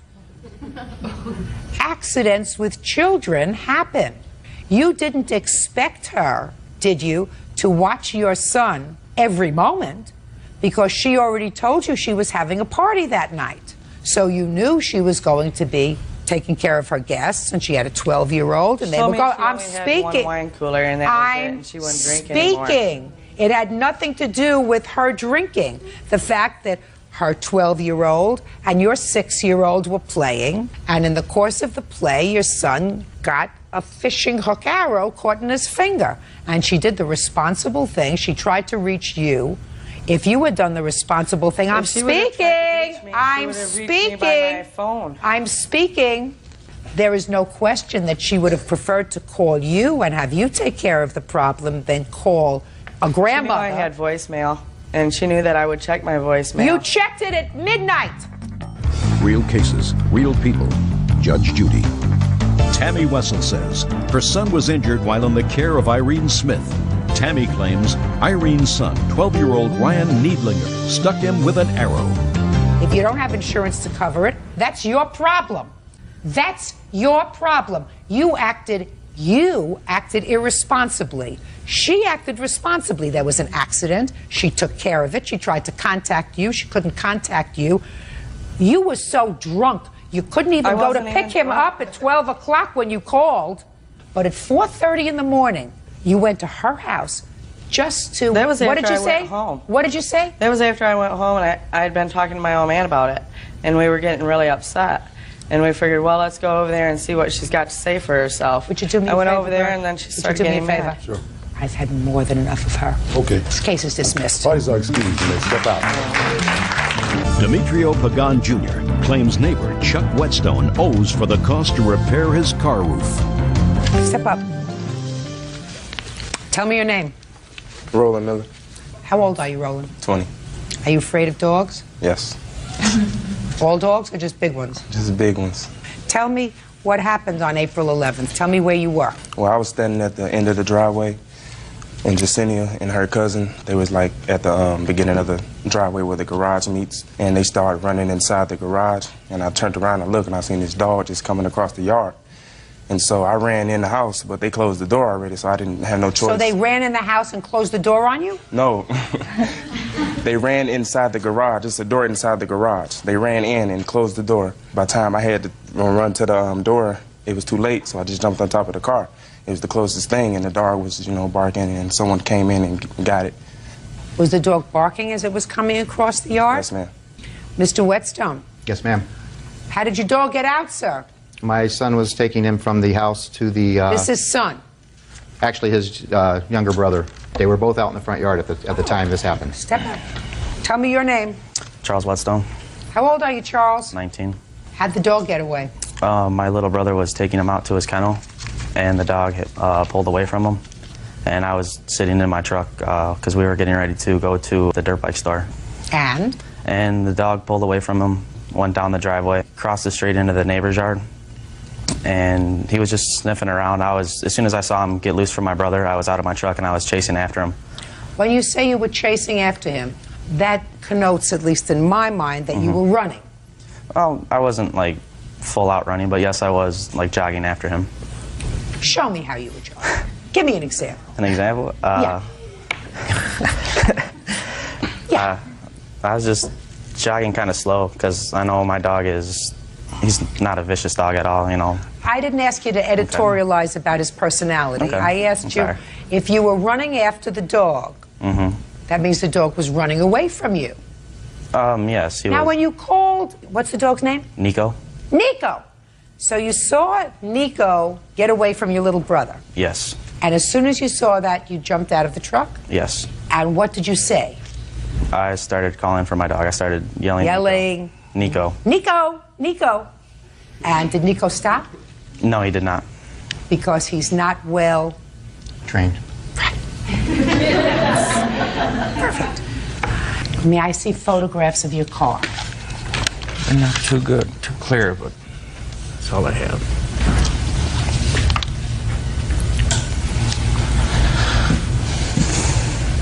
You really went up on the top of the car. This isn't the hood. Top You went of the up roof. Yeah. the roof of the car. Yeah. You couldn't get far enough away from Nico. Closest thing. How long had you had the car, Mr. Pagan? It's a 2003. I gave it to her for Christmas. There's a new car. You have 4 an months when estimate? it happened. Yeah. You have an estimate Yes, to I do, fix ma'am. it? I have 2 estimates. Can I see it, please? Mr. Whetstone, your defense in this case was that Mr. Pagan should look to his daughter's boyfriend for reimbursement because his daughter's boyfriend acted like a fool for jumping on the hood of the car, and or the fact that he was a sissy because your dog is just a puppy. Both of those defenses fall on deaf ears, sir. They are both ridiculous. You are responsible as the dog's owner to ensure that the dog is at all times under control of either an appropriate adult or in an enclosed area. I would be afraid, and I love dogs, and I would be afraid of a 70-pound German Shepherd coming lumbering across my property, barking, and I would look to escape the best way that I could. He wasn't being vicious. He wasn't acting... That is subjective, sir. Some people are afraid of dogs. I know. One of my friends is actually deathly afraid of German Shepherds as well. But once she saw that my dog was friendly, she didn't have a problem with him being around. So your friend isn't suing you. He's suing you because your dog got out of your control because you sent your 13-year-old brother out to do it and he couldn't control the dog. He couldn't control the dog. He did not control the dog, sir, because the dog got loose. And the dog did not respond to your verbal commands because, according to you, you got out of your truck and you started to yell, "Nico, Nico," which he promptly ignored. You want to say anything else? You're going to look foolish, sir. What you should have done is say, "I'm sorry my dog got loose, causing damage to your car. Show me what the expense is, and I will take care of it." There is absolutely nothing, sir, that you can say that would be intelligent that would change my mind. But if you wish to say something, I am going to give you an opportunity. After that, ma'am, no. Very good. Did you have the car fixed yet? No, ma'am. Well, you go and have it fixed. Yes. And I hope that he has homeowner's insurance because maybe...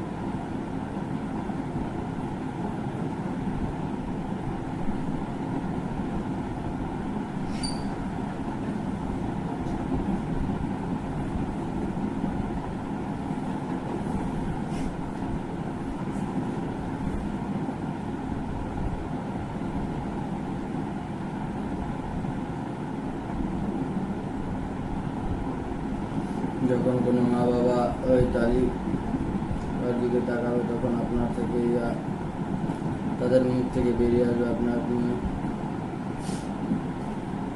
বেরিয়ে আসবে, আমি আমার বাচ্চার এই কথা বলতাম। আপনি জানেন যে আমি নিজের বাচ্চার সাথে যথেষ্ট কথা বলেন। এই ধরনের কথা বলা খুবই সহজ। এই ধরনের কথা আপনার থেকে বেরিয়ে আসে। এই কথা ছোটবেলা আপনি কথা শোনেন থাকবেন। আপনি যা পছন্দ করেন না তা বাচ্চাকে তা করতে নিষেধ করার জন্য আপনি এই ধরনের শব্দ প্রয়োগ করে থাকেন।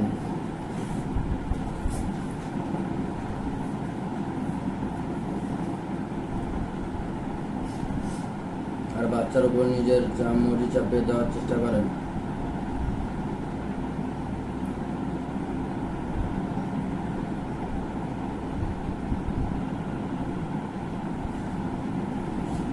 হয়তো আপনার মনে আরো কিছু কথা আসতে পারে বা এই তালিকা যুক্ত করা যায়। এই বাক্যগুলো দ্বারা আপনার দাদা যুগের কি নিয়ম পরিচালনা ছিল আপনি সেটাও বুঝতে পারবেন। বংশ পরম্পরায় দিক নিয়ম চলে আসছে। এই সুচিতে ধর্মীয় ক্ষেত্রে ছেড়ে দেওয়া হয়েছে। যখন আপনি বড় হয়ে উঠানে তখন ধর্মীয় ভিডিও আপনাকে ভিত্তিতে আপনাকে নেতিবাচক তুলে দেওয়া হয়েছে। ধর্মের মাধ্যমে আপনার জীবনযাপনের পথ দেখানোর চেষ্টা করা হয়। আপনি ধর্ম উপদেশ এই তালিকা অন্তর্ভুক্ত করতে পারবেন। ধর্মের সাথে সম্পর্কের ধারণাগত পাঠ, সিদ্ধান্ত প্রবৃত্তি বিষয়ে অনেকে ছোটবেলাতে দেওয়া হয়। নিয়ম নিয়ে আমাদের পরিবারে কখনো কথা কাটাকাটি হয়েছে কি? আপনার বাবা মা কখনো নিয়মের বিরোধিতা করছে কি? এই পরিস্থিতি এমন ব্যাপার গ্রহণযোগ্য অপেক্ষিত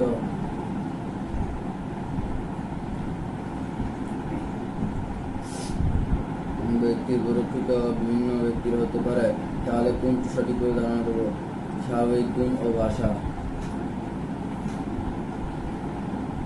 স্বাভাবিক গুণ ও ভাষার উপর প্রদত্ত তালিকায় দেখা গেছে দেখানো এবং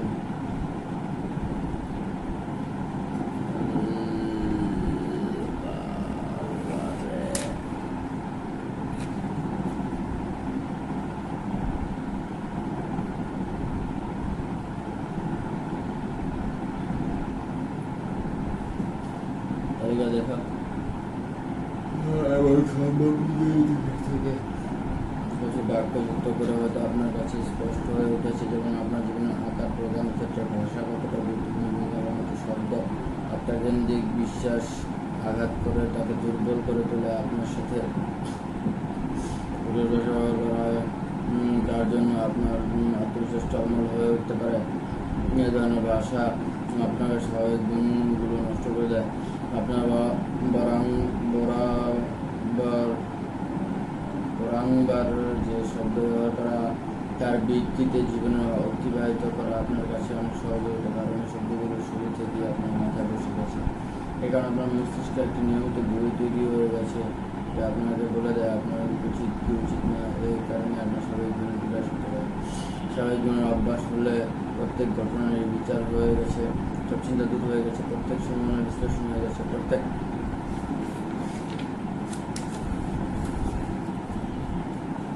কাজের কি পরিমাণ হতে পারে সে আপনি নিশ্চিত থাকেন। আপনি নিজেই জিজ্ঞাসা করেন কি হবে যদি কি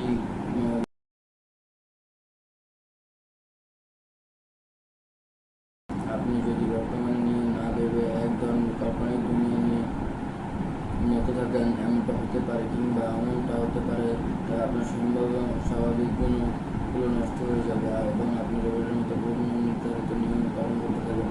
ঠিক নিয়ম আপনাকে গতির ভেতরে আবদ্ধ করে দেয় এবং আপনি নিজের ব্যবসা ও বিপত্তির জালে আটকে ফেলেন।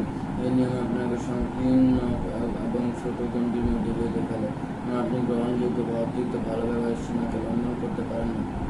আপনি যখন ছোট ছিলেন তখনই এই নিয়মগুলো তৈরি করা হয়েছিল এবং আপনি আজ পর্যন্ত তা ছাড়তে পারেননি। এই নিয়ম আপনাকে মস্তিষ্কে সেট আপ হয়ে গেছে এবং আপনি যেটাই করেন না কেন নিয়মে আপনার তার নিজের গতি চলতে থাকে। কল্পনা করুন আপনি যখন কোনো মিটিংয়ে অংশগ্রহণ করছেন, আপনি শারীরিকভাবে এই মিটিংটিকে অংশগ্রহণ করলে আপনার মস্তিষ্কে আপনাকে এই ধরনের নেতিবাচক ব্যাকরণ সিগন্যাল দেয়। আমার পক্ষে মুখ বন্ধ রাখাই শ্রেয়। আমার পরামর্শ কোনো কাজের না। আপনি অপরের সামনে নিজের মুখে বলে প্রমাণ করতে চাই না। আমি নিজে জানি সবাই আমাকে কীভাবে, আমি জানি সবাই গুরুত্ব দেবে না। আমার কিছু না বলাই ভালো। সকলের মাথায় চলে থাকে হওয়া সম্ভব, কিন্তু প্রয়োজনের তুলনায় ভালো সর্বাধিক সর্বদা আশঙ্কাজনক ব্যাকরণ করে তাকে আপনি কবে শেষ কোনো কাজ করে নিজের প্রশংসা করেছিলেন? হয়তো কোনো দিন না, কারণ আপনি মনে হয়েছিল ঠিক হয়নি বা অন্য কাউকে প্রশংসা করেন।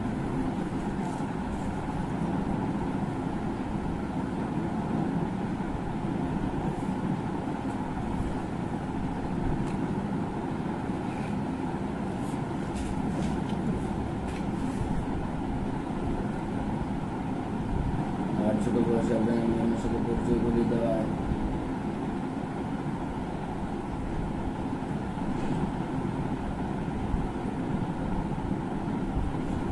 করে দেওয়া হয়েছিল বলেই হয়েছিল, আর সেই নিয়ম বাগান আজ পর্যন্ত অবচেতন মনে ঢুকে গেছে। আজ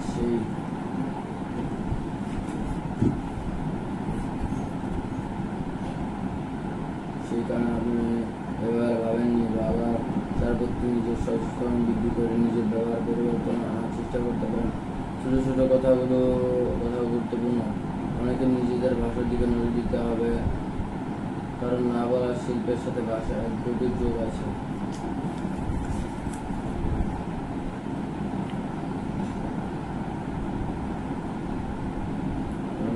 উপস্থিতি হারানো অন্তহীন বাক্য আপনার কাছে সবচেয়ে সুবিধাজনক ক্ষেত্র হতে পারে। এটা এমন এক পরিস্থিতি যেখানে শুধুমাত্র আপনি জানতে পারবেন যে আপনি কীভাবে বলছেন এবং আপনার জোরে কথা বলার প্রয়োজন নেই। পরবর্তীতে যখন মস্তিষ্কে আওয়াজ শুনতে পারবেন তখন তাকে ধন্যবাদ জানাবেন এবং পরামর্শ দেবেন। সর্বদা নিজের নিন্দা করা আর পরিবর্তন করবেন এবং প্রশংসা করতে হবে। পরবর্তী পদক্ষেপ থেকে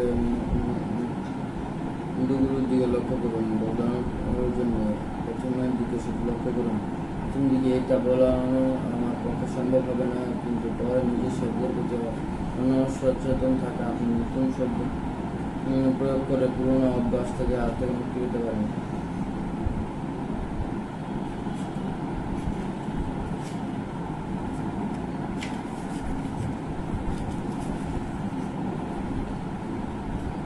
ভদ্রভাবে না বলার 5টি উপায়। আপনার কিছু না কিছু বলতে বলবে। এই জীবনে বেশিরভাগ সময় লোকেরা আমাদের এমন প্রতিশ্রুতি দিয়ে যায় যা আমাদের পক্ষে খুবই সমস্যা হয়ে যায়, যার জন্য আমাদের সময় থাকে না বা যাতে আমার মন থেকে করতে চাই না, কিন্তু না বলতে আমার সংকট বোধ হয়। তাই যে বিষয়টি আমাদের পছন্দ করি না তার জন্য তৈরি হয়ে যাই। আপনাকে না বলার অভ্যাস করতে হবে। আপনার এটা বুঝতে হবে যে বিষয়টি আপনার পছন্দ করছে না, তাতে হ্যাঁ আপনাকে আপনার জীবনের তার প্রতিকূলে প্রভাব পড়বে। আপনি সবাইকে হ্যাঁ বলতে থাকলে একটা অনিশ্চিত কাজের মধ্যে ফেসে যাবেন এবং কোনো কাজই আপনার সংযোগভাবে সম্পূর্ণ করতে পারবে না। সবার আগে আপনাকে শিখতে হবে কী ধরনের কাজ ব্যাপারে হ্যাঁ বলা উচিত এবং কী ধরনের কাজের ব্যাপারে না বলা উচিত। আপনি নিজেই জীবনে গুরুত্বপূর্ণ বিষয় এভাবে নির্দিষ্ট করতে নিতে পারবেন। নিজেকে ঠিক করতে হবে আপনার জীবনের জন্য ঠিক কোন জিনিসটা গুরুত্বপূর্ণ। তবে ইতিবাচক দৃষ্টিভঙ্গির দ্বারা জীবনের লক্ষ্য নির্ধারণ করা খুবই গুরুত্বপূর্ণ জরুরি। সবাই যখনই আপনার কোনো কাজ করতে বলা হবে তখন নিজের লক্ষ্যের কথা মাথায় রেখেই কাজ ঠিক করবেন, তা ঠিক করা উচিত। এই কাজ আপনার লক্ষ্য নিয়ে